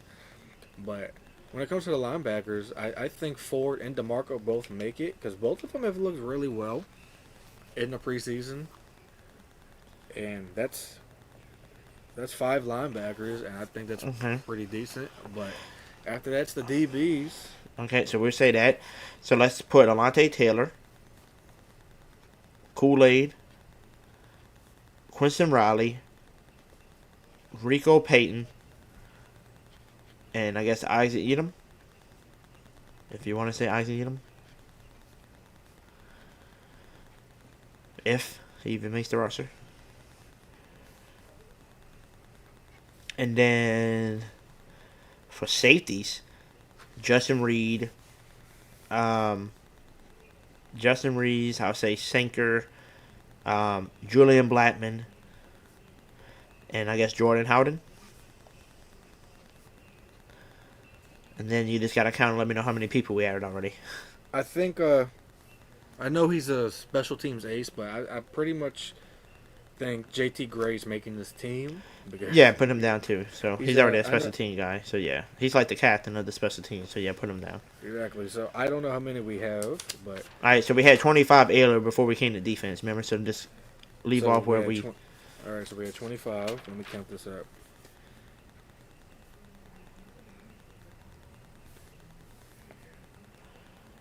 While you counting, shout out to 200 people watching from our platform. Shout out to all of y'all that's tuning on in tonight. Who that to all of y'all? Hit that follow button, hit that like button, share the post out, and hit the subscribe button if you're new. If my count is correct, which I can go back and double check, it looks like we only have 48 out of 53. How many? 48? 48 out of 53, and I think Okay. that's because we don't know how About many the running back linemen room. About the running back room. We don't know how many offensive linemen are keeping. Yeah. And how many offensive linemen did we keep earlier? Like 5? I mean, 6 or 7, we said? 8. 8. So we'll say that's good enough, you know. Well, and we just got to get 2 more. Just add 2 more. Just type this, write 2 next to it. Just because we know we're going to have probably 1 backup of each, right? 1 backup left tackle and all that. Remember Landon Young when he comes back from the injury. Landon Young. We forgot about Landon Young. Landon Young, for sure. I say he makes it. All right, so let's say 2 offensive linemen, so that's 50. So now we got 3 people left. And we only got 2 running backs on the team so far. We have AK, Kendre, and technically Velas. So Velvet Jones, okay. And we forgot I think you could put down Devin Neal. That's pretty much a lock. okay, But so that's 51 or 52. I honestly think and I really am not being biased. I promise I'm not. Put Clyde. Let's put Clyde. Let's put Clyde. I think Clyde makes this team. Devin Neal, Clyde, Velvet Jones, Kendre, and AK. But Velvet Jones not going to be. He's going to count as a running back, but it's really going to be like a Taysom Hill used all over the place on the field. While I count this up, I think we have 52. I think we have 52. Let me count this up really quick. Mm-hmm. And while you do that, I'm going to bring on one of the guys that's waiting backstage. Let him come talk on with us as well. And that is no other than my brother, Durant. What up? Hey, boy. How you doing, Hootie? Logan, what's up, my guy? How you been? He's been good. He's just counting. Just let him count real quick. Hold on. He's trying to figure out how many people we did. Because we was predicting, 53-man roster, so he wanted to. M says Sanker. Yeah, we already put Sanker down. Don't forget the long snapper. We already did. Trust me, I already put Zach Wood down as a special teamer. Okay. We already did JT Gray as a special teamer. So how many people we have, Logan? Or is he still counting? My dyslexia kicked in and I lost count. So Oh my! All right, remember this. Remember this. When you went to the offense, before we added Avacomet, we had 25. Right before that. Right before that. So then we added Neal, Young, and Clyde. That's 3. Yeah. So we added that. So that's 28. And then count the defense. All right, thank you. I'm sorry, I really am dyslexic, you guys, and it's not a joke. All right, everybody, be quiet. Let this man count. No, you don't have to be quiet. Be quiet, let this man count. Sydney Cox in the chat. What's up, guys? What up? Who that, Sydney? But yeah, we already got Sanker on the roster. I'm trying to think of some other people that we might be missing. Who we missing? Did we even put 3 quarterbacks for Hayner? I can't remember if we even added him on the roster too. No, you didn't. Okay, so we're gonna have to add him as your third, unless they use him as just a Every game they use him as the emergency quarterback third, and they bring somebody up on the roster, so that would help. And did we say Taysom Hill and the other No, guys? we didn't say Taysom Hill yet. We did Foster Moreau earlier. So Taysom Hill. Oh my God! We are 51, and we completely forgot about Taysom Hill. I cannot believe. So that's 52. So he's 52, and you still got one more, 53. Who's the 53 man? We don't know. All right, who we missing? Who we missing? Defensive line. Anybody we missing on the defensive line? Because I know we picked like 6 people. We got 7 people. Chase Young, Christian Boyd, Carl Granderson, Cameron Jordan, Brian Brzee, Devon Godchild, Nathan Shepard, and Vernon Broughton. Okay, I think that's enough for D-line. And linebackers, we did how many again? We did DeMarco Jackson, we did. Yeah, we did DeMario, Pete Werner, Danny Stutzman, Jalen Ford, and DeMarco Jackson. So we did 4 or 5 linebackers? I think we did 5. We did 5, yeah. Okay. 5 linebackers. And then we did safeties again. Who was our safeties we said? Jordan, Howden? We got Reed, Sanker, Blackman, Howden, and JT Gray. But honestly, yeah, JT Gray's special team safety. If we looking for one more, I think Terrell Burgess makes this team because there's one player I cannot believe we overlook. Chris Rumph II, who's been wreaking havoc on the edge for this entire preseason. Wait, him or Diggs? Right. That's true. You guys didn't say Diggs. I can't believe we didn't say Diggs. It was a long day, but yeah. I would say Diggs over the other guy, right? Rumph, or you think he's? I think Diggs is younger, but man, Rumph has been playing well too. But it's either or for me. I would rather fade out Diggs because you just drafted him, and that means all your draft picks make the roster. It basically means you had a good draft. You had a good draft. I would say Diggs. So there's your 53, and I think that's a pretty good estimate. Now, the fun part is when game 1 comes along, that's when we're really gonna see how good we were at guessing. Depending on injuries, if anybody gets hurt in preseason 3. But if everybody's healthy from then we know who we think's gonna make it. But we're gonna let DeWright, get his thoughts out now because he's on. Man, but you gotta tell us about this QB battle so far. What is your thoughts? Can I play devil's advocate? I can't talk with people what you want to hear. I got to tell you my conspiracy theory. Okay. Okay. I believe if it's up to the front office, then Tyler Shough would be the quarterback. If it's up to the front office, if it's up to Mickey Loomis, if it's up to the guys that, made the phone call and then gave coach the phone after the fact. But now this is where the craziness comes in. We do understand that there's 3 NFL quarterbacks that's coaching these guys. Listen to what I said. There's 3 NFL quarterbacks that is coaching these quarterbacks. And in those 3 NFL quarterbacks, they all are seeing either something different or they all are seeing the same thing. Not Tyler Shough, but Kellen was hired to win. He wasn't hired to play favorites. He was hired to win. And what you are seeing is not that he's doing, I agree 100%. He's doing everything he could possibly do to give Tyler Shough the opportunity to say, you are the starter.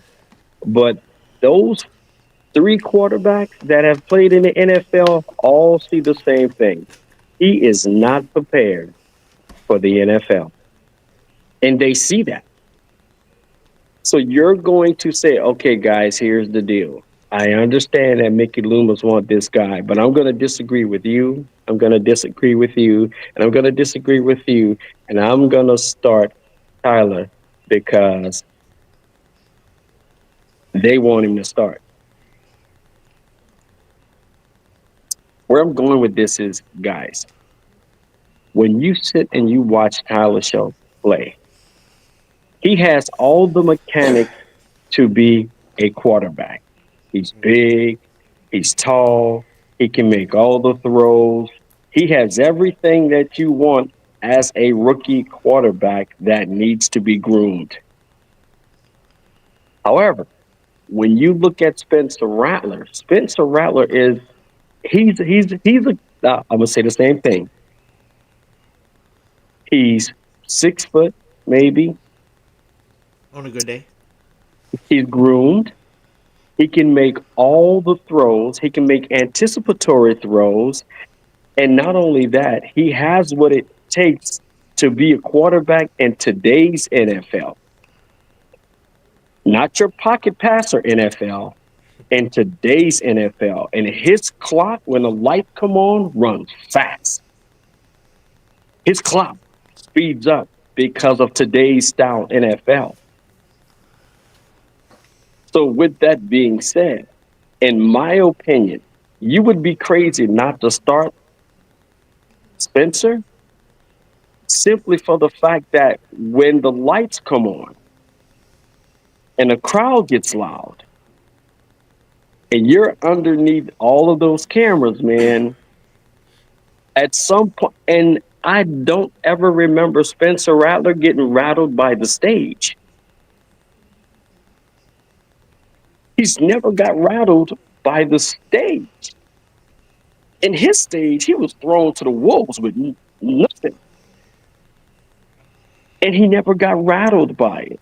And so another thing, when people say, and by the time the middle of the season comes, then you can start Tyler Shough. Well, you got to understand something. It's the same coaches that's coaching Rattler.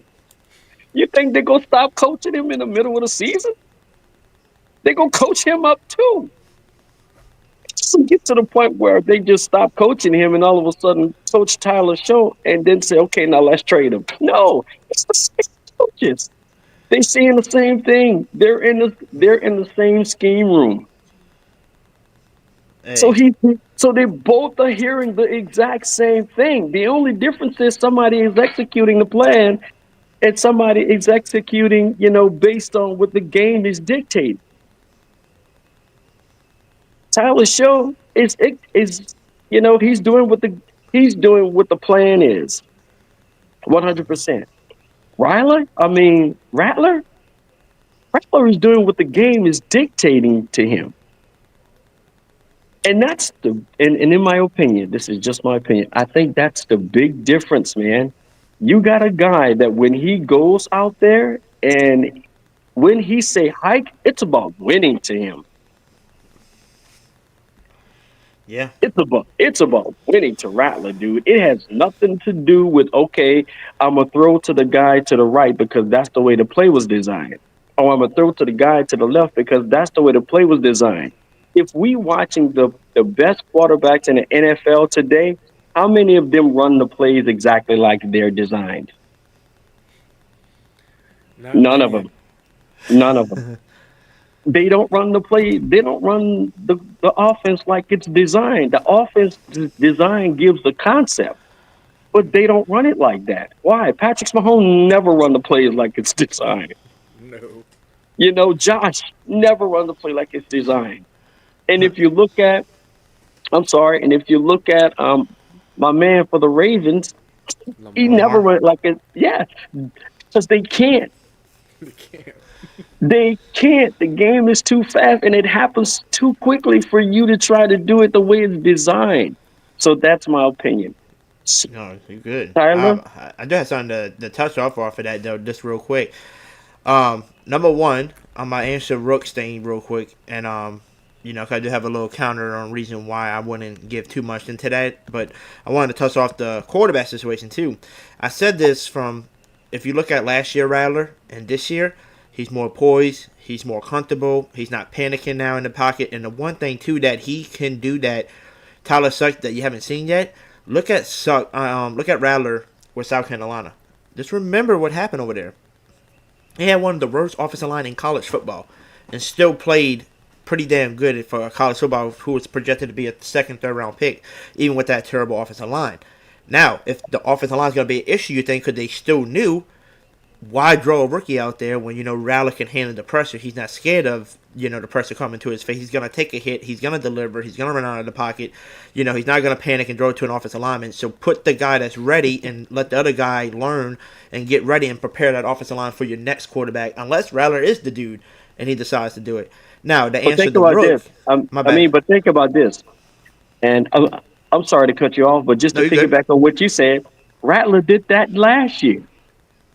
He got smashed last year in the mouth quite a few times, hit right in the face and delivered the ball. So he don't have pocket panic. The man have ice in his veins, dude.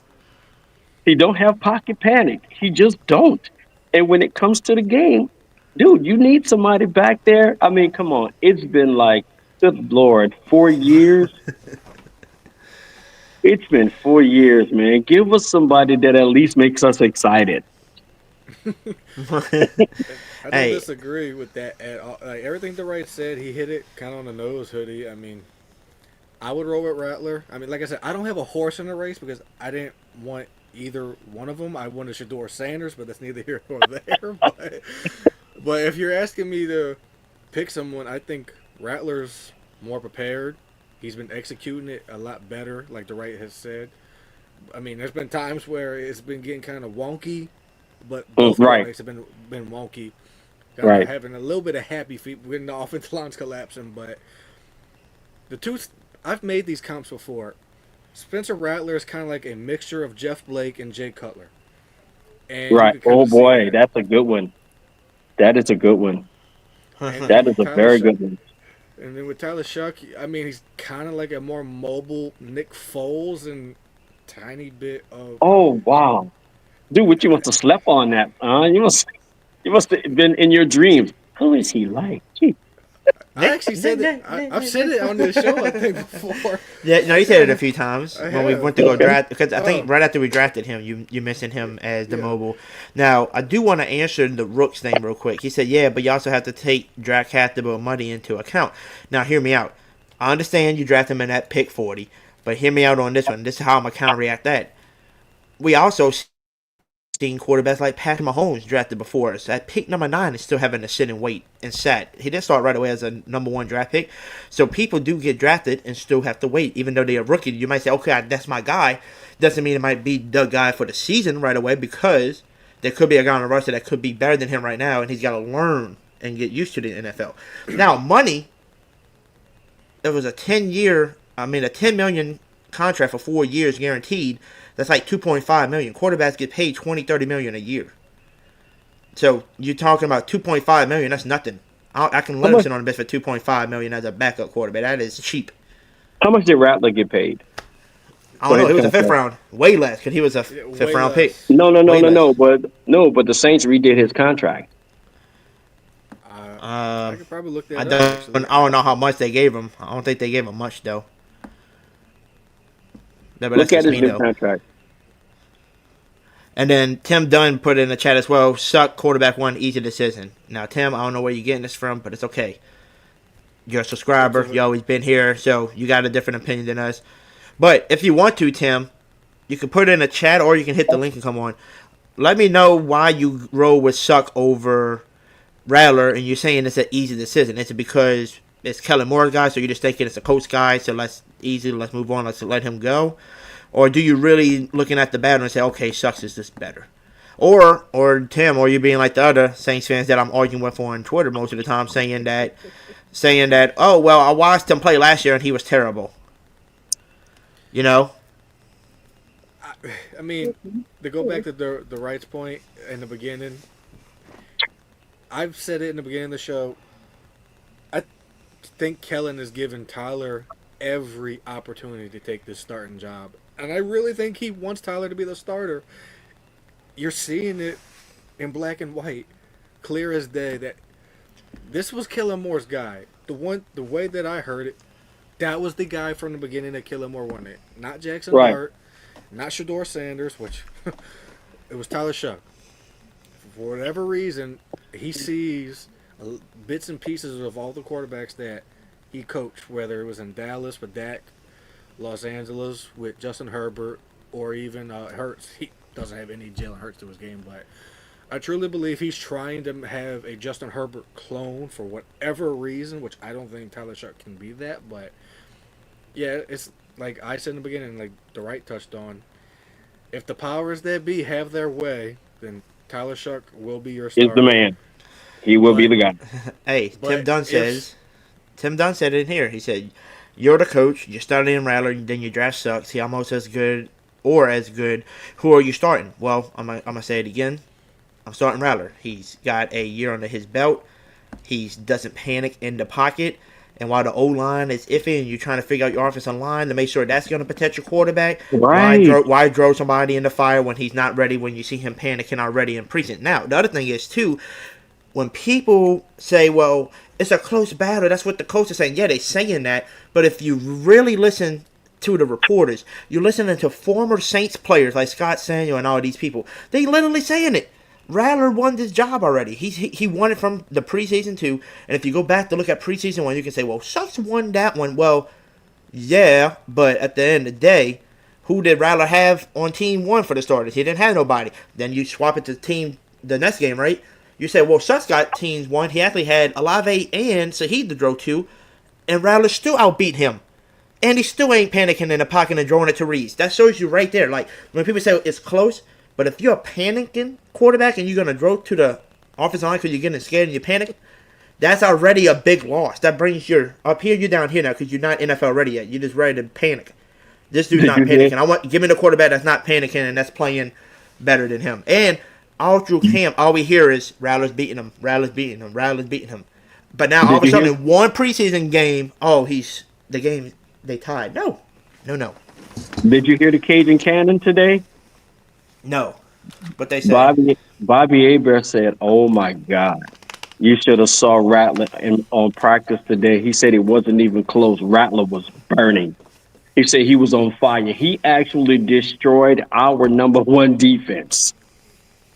He said Rattler carved up our number one defense, and he said he was hot. He said, "Man, the guy's on fire." He said, "So I don't know what everybody's seeing, but this guy is." And dude, look, I get it. I get it. Tyler Shough is, he's built like your average quarterback. He's tall, he's strong. He has everything that you need if you were actually drawing a quarterback on the paper. But when the lights come on, that is my only problem with Tyler. He can make every throw. He can do all that. But the thing about it is, dude, the game, when the lights come on, the game. Can somebody comment for that? I mean, I don't mind commenting on it because my boy, the Rook. To be fair, he went against the backups. Now, hear me out. This is two things that I can argue with. Okay, he went up against the backups. That's fine. When Shucks did good in the other game, he went up against backups, but y'all didn't say nothing about that. Number two, he went up against backups, but guess what? He's playing with backups and people that's trying to make the roster too, and he looked good, and he brought us back to tie up the game in the first place. So that's 82-yard drive. I mean, that's what you got to look at too, I mean, at the end of the day, we can all say this and that and this and that, but if you go listen to the reporters, you go listen to NFL players, you listen to other NFL teams, all they hear is Rattler is going to be a future starting quarterback. They hear that from other executives, coaches, owners, they all saying the same thing. And you're seeing it right now. What they said from day one, from training camp and all that. Rattler's beating them. He got the lead. If you go to preseason, the dude don't really get opportunity. You're running the ball for the first half, basically. And then you give the guy, Tyler Shucks, a 2-minute warning drill, which was the easiest way to get fired up while Rattler didn't get none of that in preseason game one. Then you swapped them, and we said, hey, I'm going to give you Saheed and Olave because I let him have Cooks and Jawan. Now, how the frick is that even fair?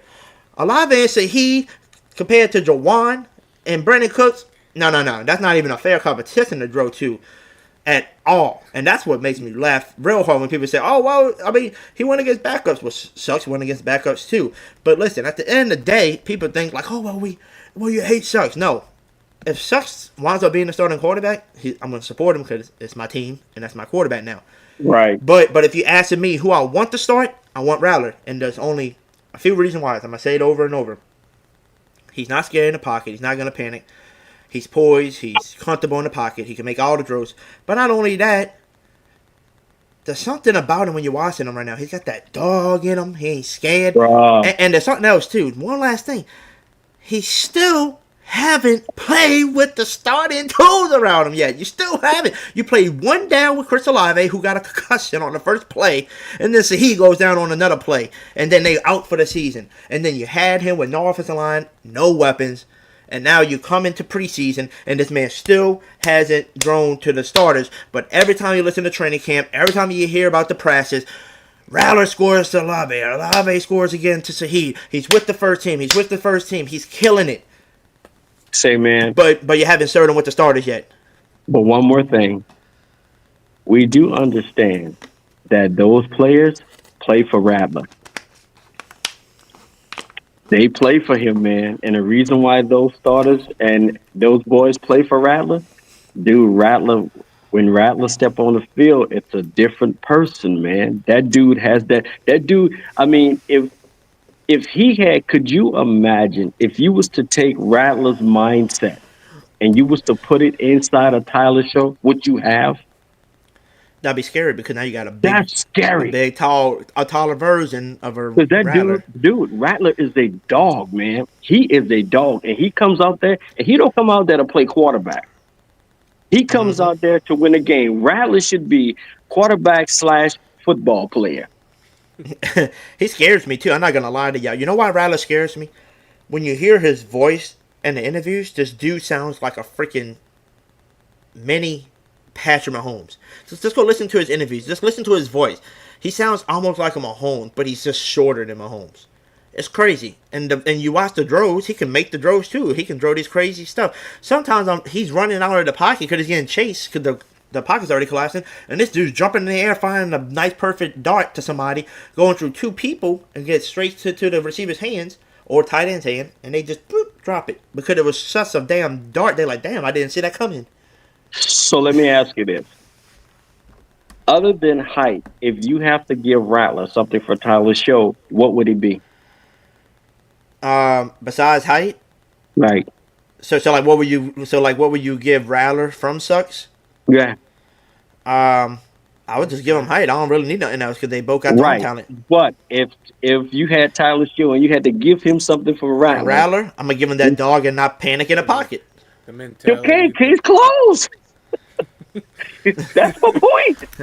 You would say, bro, that's like saying, okay, if I had 55, our guy, and I had to give him, one of our Chase Young, what would I give him from Chase Young? You'll give him that dog in that fight. But when you flop it off and say, okay, so what would you give Chase Young from 55? You'll go, oh, wow. Everything. I don't know. Hey, but we do have one person waiting to hop on real quick, and I want to bring that person on, but I can't just bring that person on by just, clicking the thing and just bringing them on. There's a fancy way of bringing this person on because this person's been here for years, and y'all should know by now. Come on.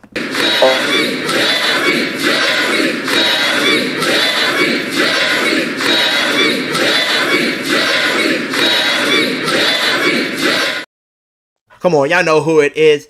It is the O to the freaking G. The one who will bring those subscribers to you.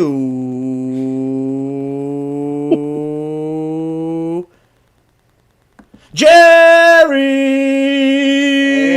Hey, what's up? What up, Jerry?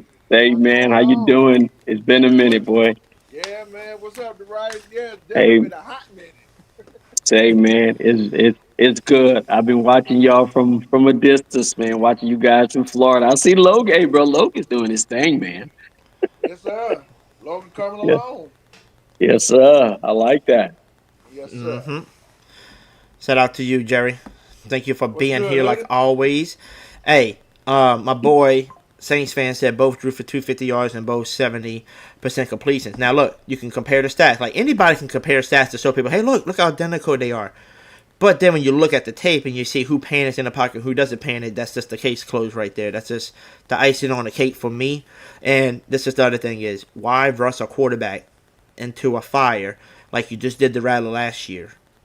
Why do that when you know this offensive line is a little iffy? You don't know if it's going to be 100% healthy. Here's what I will say, and I'm sure the right can vouch. I don't think any of these new Saints fans, I was only 3 when this happened, but I don't think any of them would have survived the days of Billy Joe Hubbard and Billy Joe Tolliver. Oh my God. I don't think any of these people would have survived that. Like I said, I was 3 when all of this was happening. None of them would have been able to survive that at all. No. So this quarterback competition is easier to bear within what that was. So I don't think I quite understand. I have a question for all y'all, and I got a question for y'all in the chat. I just need to know this. I already know where Tim Dunn's thinking. He said he wants Sucks to be quarterback 1. No question asked. He said no debate. No, just that's right away. But I need to know this because I've been arguing with a lot of Saints fans. I don't even know if they're Saints fans anymore, to be honest with you. But do people have a right to judge Rattler and say the experiment with Rattler is over? And because I've seen enough from last year, like, can you really judge a quarterback on, number one, a team that fired their head coach, a fallen team that literally you got a whole new staff now because nobody was doing good. Nobody wanted to play for you. Your whole offensive line was falling apart the whole season, and all your starting, weapons were hurt and wasn't playing with them. But you just say, "Oh, well, I've seen enough of him. He can't play." Well, I want to see any other quarterback in the NFL last year that came in. I want to see a Bo Nix. I want to see. Even though I love Jaden Daniels, I just want to see them play on this roster where practice squads play and try to do. The only thing I like about Jaden Daniels that he might have been able to help. He might have won the Commanders game with his legs. That's it. He might have ran it in for the 2-point conversion and won the game there. That's it. That's the only thing I would say about Jaden Daniels. Everybody else, you're not going to see them win with this roster. It was terrible. Like, nobody wanted to play for him last year. Nobody wanted to play for this team. Hey, Hoodie, I got a quick answer for everybody who wants to do that. All I have to say is, and I don't even have to say his name, Dennis Allen, right? What have you? So I got one thing to say. And this year, you ready? Lord have mercy. The Eagles linebacker number 53. All pro. That's all I'm going to say. For those who feel or believe that what we had last year was the telltale of what we are going to be this year based on that, I have one thing to say. Number 53 for the Eagles has demonstrated how bad the coaching staff was. We had a Pro Bowler on the bench. A Pro Bowler. Sitting on the bench. Top 100 ranked player in the NFL. He was just ranked, I believe, like in the 50s. On the bench. So if you have put stock in what you saw last year from that coaching staff, which was terrible. Thank you very much. there's no comparison. People are happy to come to work. That's what I'm hearing. Hey, look, say less. You already know. I mean, to be honest with y'all, I mean, you already said it earlier, and Logan kind of said it a little bit too. It just seems like this, and I'm gonna say it over and over again. One quarterback's not panicking, right? The other one isn't. The other one is. But the other thing, like you said earlier, you said it perfectly. The starters, like especially Shaheed and Olave, they play for Rattler a lot. And in the game, preseason game was sucked. They look all right. But I just don't know if they have the energy if they would like with Rattler. I just feel like they like Rattler and they wanted to see him play again throughout the offseason. Like, they've been wanting to play with him. And Kellen Moore went to go get his guy so we can have a quarterback competition. Because if Kellen Moore just came here not knowing who Rattler is like that yet, you already know Rattler was going to be the starting quarterback if it was just him and Jake Haener. But he said, let me go get my guy and see if this is my guy. And they having a quarterback competition. Unfortunately, he's not winning. And at the end of the day, you got to pick the best man. Say, man, Chris Olave said during the summer, and he also said last year in the season how much he loves Spencer Rattler. And Chris Olave said that. He said that, oh yeah, this guy, man, when he throws the ball to you, you just feel different. And he said that Derek Carr was the starter. Yeah, he did. Oh Lord. What y'all think about this Not him. comment by vibing with the Johnsons? Who that to you? Shout out to The Bob. reason I would choose Rattler is because he plays off the script. Simple. Let suck learn. You know what? But you, Let me interject on that. Right. Thanks, Hoodie. I've been listening at these. I've been listening at some of these Saints fans that are Rattler fans. Some of them are Shough fans. If I have one thing to say Yeah, we about should this, do. fellas, 100%. Starting week 1 on Sunday, September the 7th at 12 p.m. against the Arizona Cardinals at the Caesars Superdome in New Orleans, your QB1 is going to be none other than Spencer Rattler. I got Tim Dunn. I love you, brother. Ain't nothing but love, man. But you say Shough QB1, I'm sorry, my brother. It's Rattler QB1. And I want to know. I need to know this, y'all. How are we? Okay, so if we're gonna go to the third preseason game to determine who's gonna be the quarterback, how do you judge this now? Because last week Shough started with Olave and Shaheed, and you still haven't seen Rattler. So do you let Rattler start this week with that, and then the judge Shough with the backups? I mean, how is it a fair competition? Because now one gets to start, one gets the backup again. I mean, it's not Yes, really sir. fair. No problem with that. yes, sir. Good. That's how you have to do it. You give him his cast, because guess what happens 2 weeks after that? He has to play with that same cast. So you give him that starting group, and you say, okay, bro, do what you do. Prove me wrong.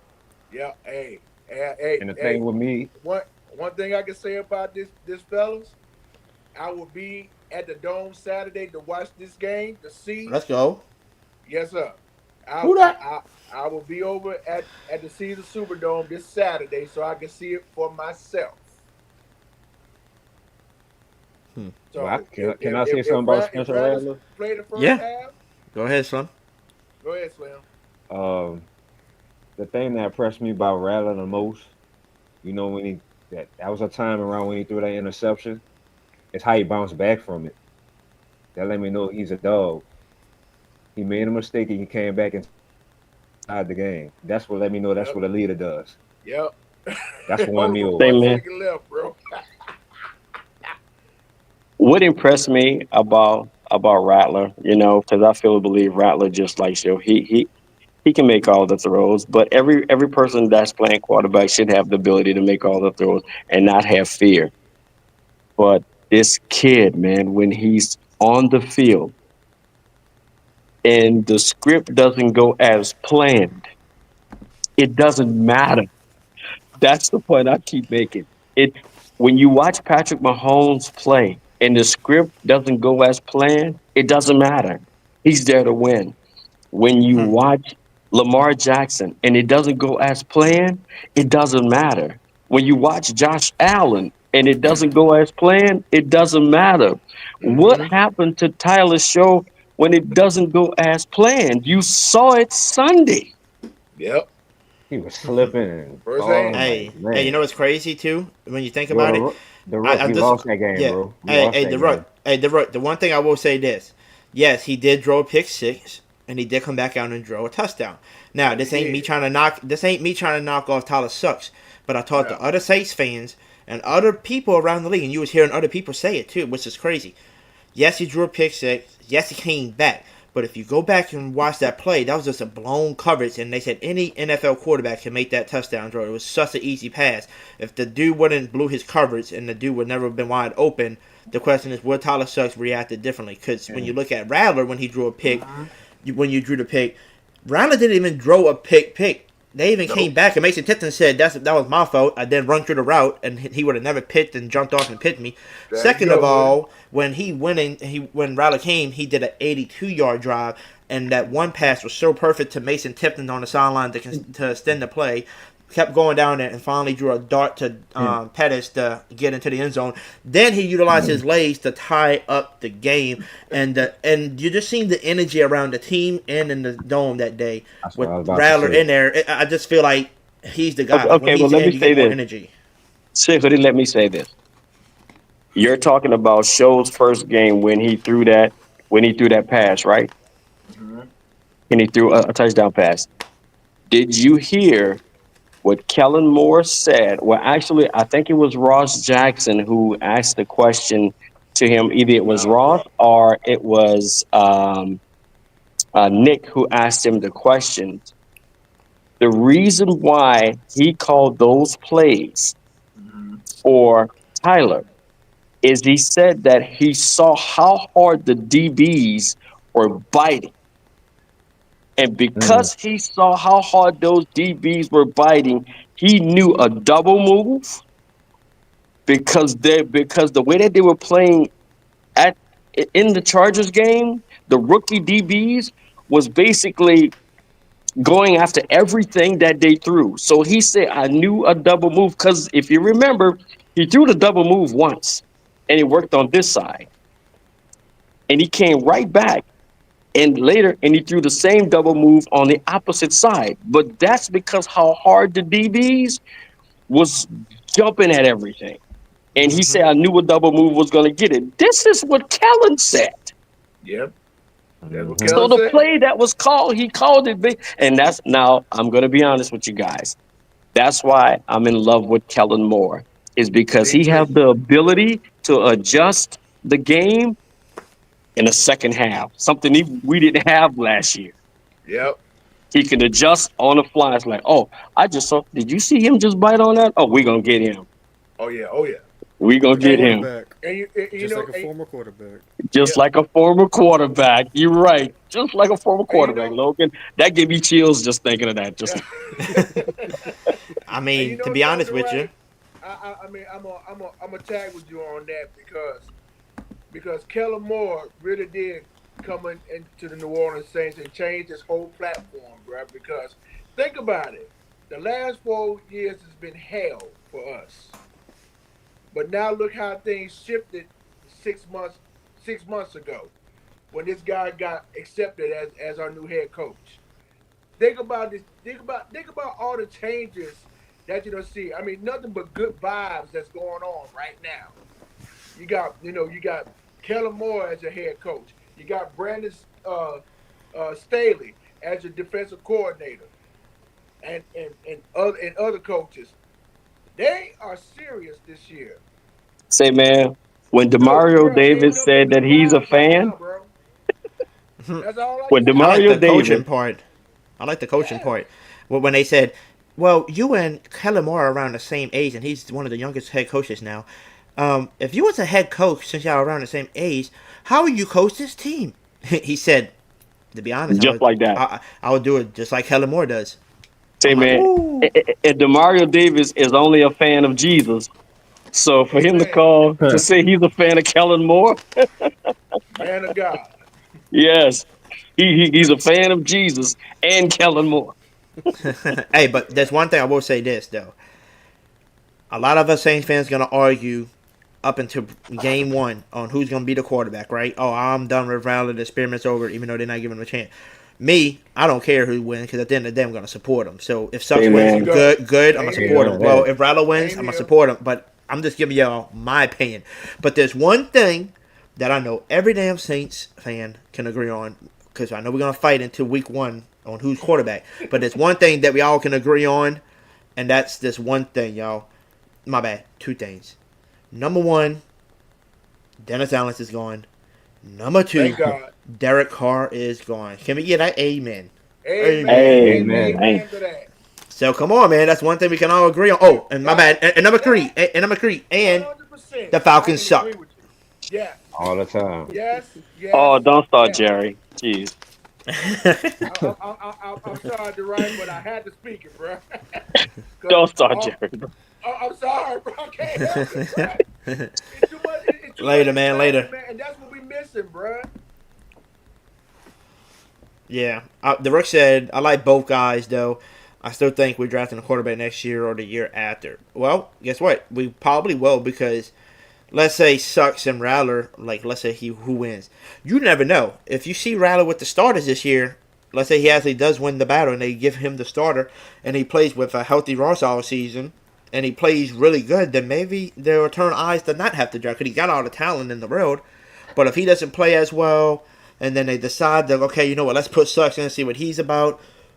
He's not looking well, then yes, we could be looking towards a guy by the name of, come on, Logan, you know it, his dad coaches the team. Come on.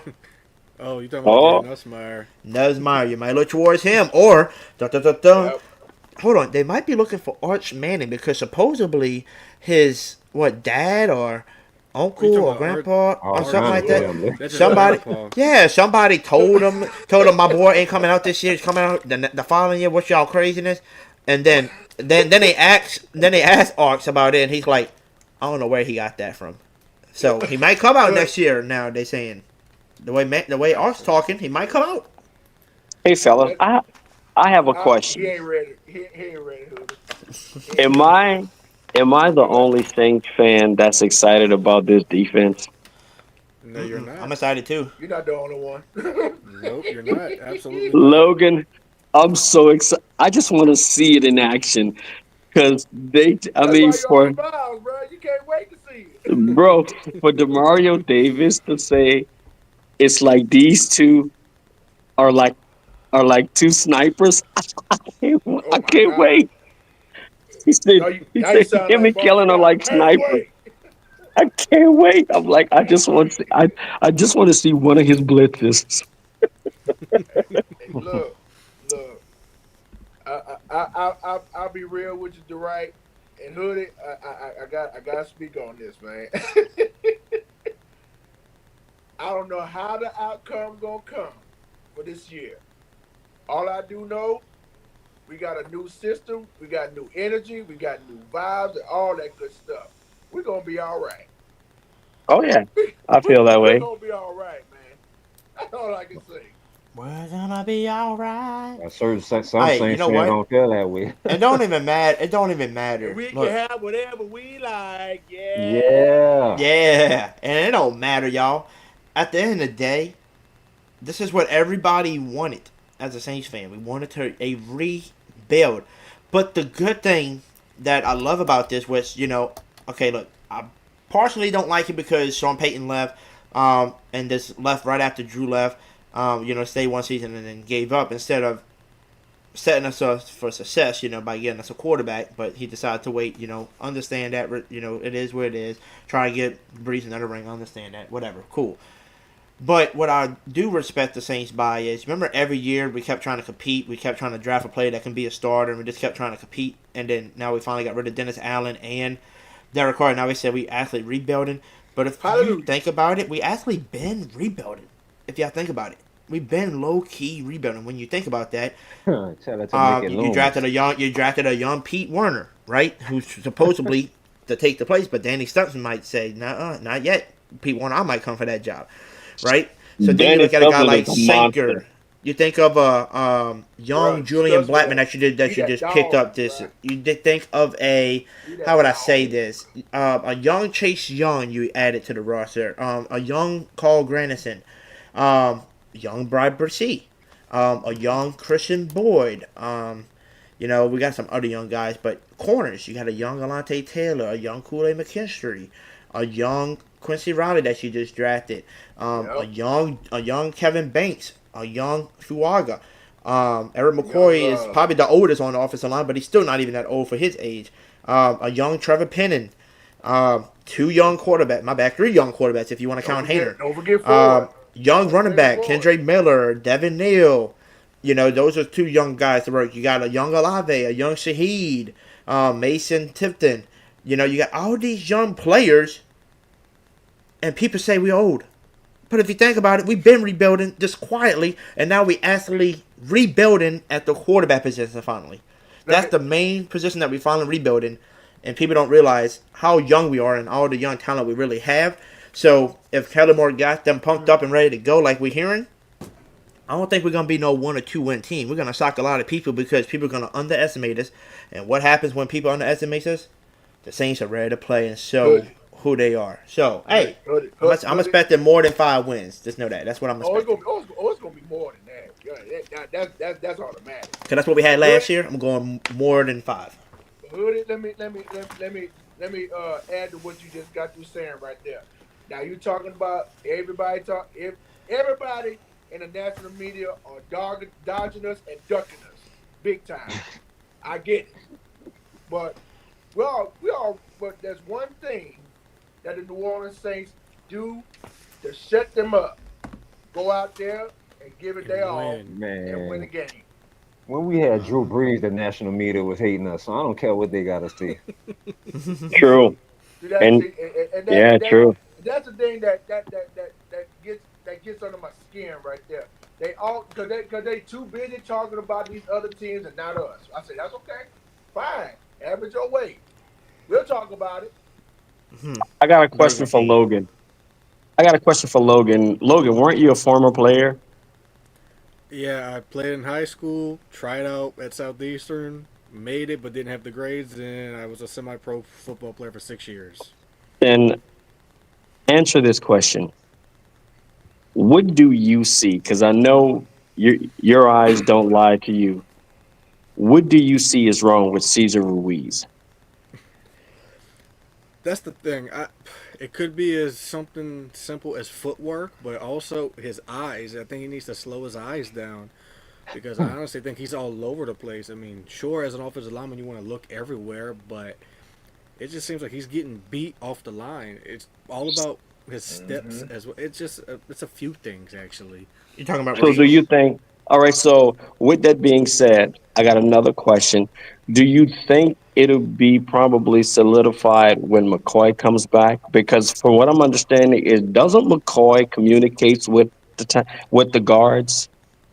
McCoy communicates with the entire offensive line. He calls out everything. He's calling out basically who the mic is. He's calling out protections, everything. Then after that, the quarterback basically just double checks it and calls it with them. So, yeah, basically the guards and the whole entire offensive line are listening to McCoy. So you think that I like help? Because man, I am so disappointed, bro. That hurts, bro. It just seems like, I mean, bruh. 2023 was his best year, and that's why he got his extension. But it just seems like for whatever reason, he's just taking a step back.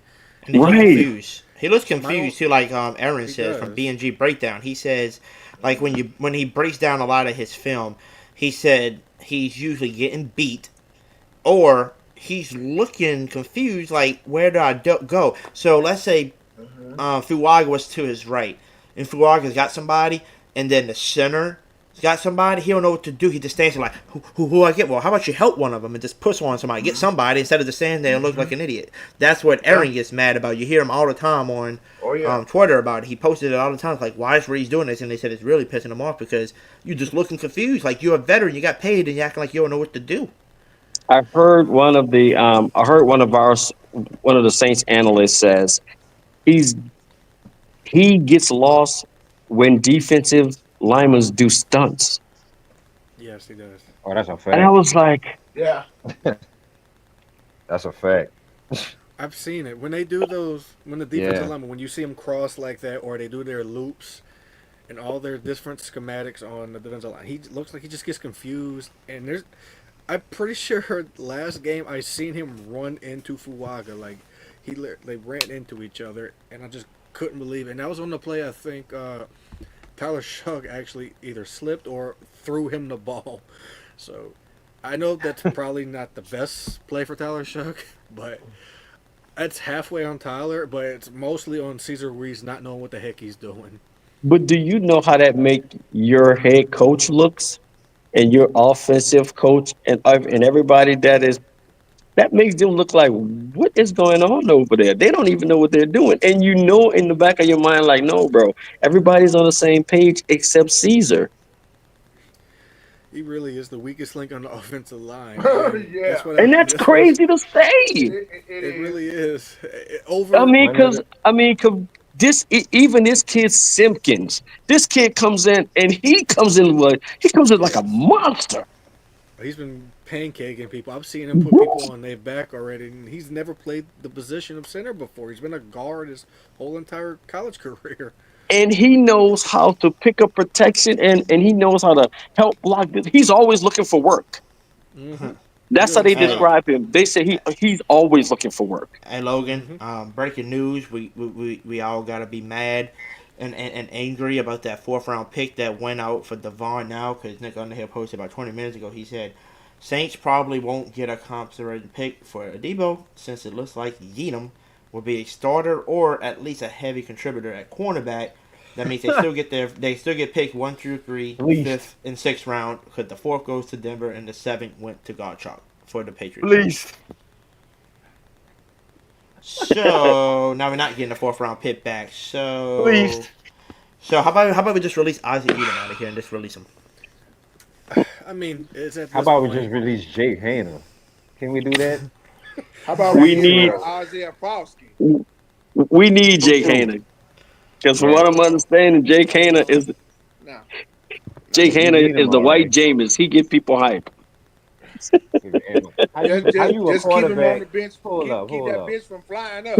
How do you warm up on the sideline with a rugby ball? I have never seen that before. The crazy thing, in practice, I've when seen I it would- before. I've seen it before. When I would On the sideline of a football game? Actually, yeah, it's usually receivers do that. Usually receivers do sorry. that. Keith Williams, the receiver. Yeah, you're right. Keith Williams. is You're right. actually the one that 514. brought that You need to over. go. What up, Dana? Come on, bro. But I mean, I don't get the start Isaac Edom thing. Maybe at this point, maybe they'll go get Asante Samuel Jr. Nigga just got fleeced again. Yeah. I mean, That's trading the it. 4th round. It pick is for what this it guy. is. You know what? So what did I say about Alante Taylor? I thought they said that he was back. He is. I don't know why Isaac Edom would be a starter. I mean, in my opinion, the starters are Kool-Aid, Alante, And Quincy. I would throw Quincy out there. I mean, why the might heck are you have throwing to. Edom out there? You know what? Well, maybe they said starter may be a bid, contributor, so he might be just a rotational player that comes in a lot.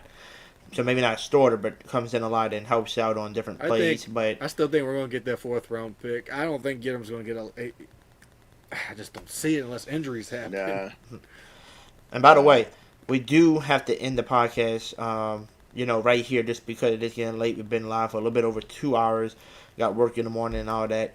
But I will give everybody one last chance to give any thoughts off their minds real quick before we head out of here. So, Logan, anything on your mind that you need to release? Is there anything that's on your mind that you can think of? No, other than I still hope Clyde Edwards-Helaire makes the roster. Okay.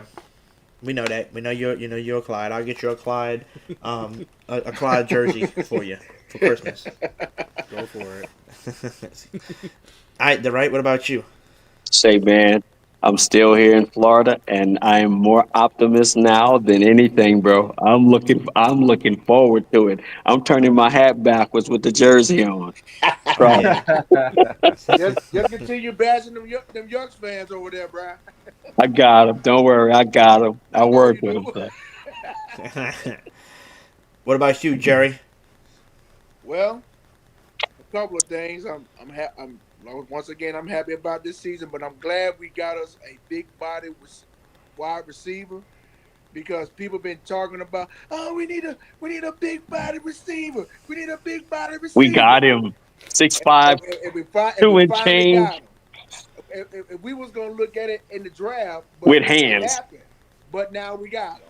So everybody, so now the wide receiver room is complete. We got, everybody else. Olave, Shaheed, Tipton, Cooks, all of them are good. But now we got a 6'5", 210 wide receiver from Denver. And they've been throwing him in. I watched some highlights. He catch the ball in traffic, and they hit him, and he fall forward. I'm like, yeah. Let's go. So we got the need that we got. So I'm happy about that, and that's all I got, Hoodie. Okay. What about you, Slim? Not too much. Y'all pretty much said everything, but all I gotta say is this is the final edition for the quarterback competition. I'm willing to see who's gonna be our starter. Stay healthy, get ready for the regular season. Yes. And let's go.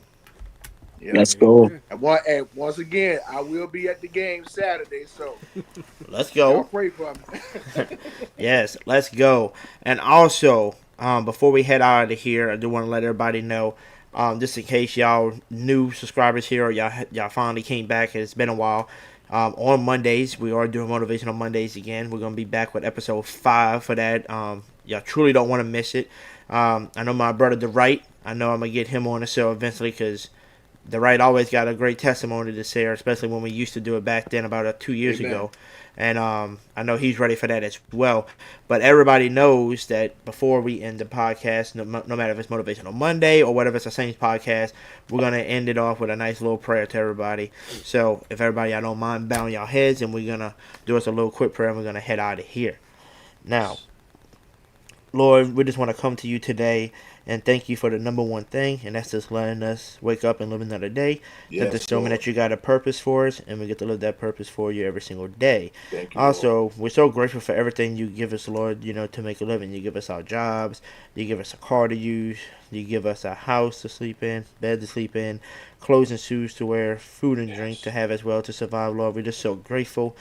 Also, Lord, if you don't mind putting your hands over those who need your help, Lord, whether they need you financially, mentally, physically, spiritually, whatever the case may be, Lord, just put your hands over them, guide them in the right path, and show them that they got a brighter future ahead of them. Yes, also, Lord, we want to tell you, thank you so much for bringing football, putting your hands over all football players, and healing those who already been injured and getting them ready for for next season. And then also put your hands over those who are about to play the season and make sure we don't get, a lot of injuries. I know it's sport, but we need to keep everybody in. Hope everybody can go home family safely. And this fan base is so amazing, and we get to meet people no matter if you're a Saints fan or not. It's just been an amazing thing, Lord, to be surrounded by all these amazing people who care and love one another, and we all here just having fun together, Lord. But at the end of the day, we're so grateful for everything, and we appreciate you, and we're going to preach you again and talk to you on Monday as well when we do our Motivational Monday. And everybody says amen. Amen. And who that, boy? Amen. Yeah, y'all hold them. Yeah, who that? Y'all hold them. Everybody said, what? Who that? Like. Run it up, Panero. Say what they lie. Say what they lie. Say what they lie. Say what they lie. We screaming black and gold. We screaming black and gold. We screaming black and gold. We going to the bowl. We screaming black and gold. We screaming black and gold. We screaming black and gold. I lie. Saints going to the Super Bowl, talking black and gold. Young Nolan Hooded, you wanna beat me like you know. Chris Alive, AMT down the field.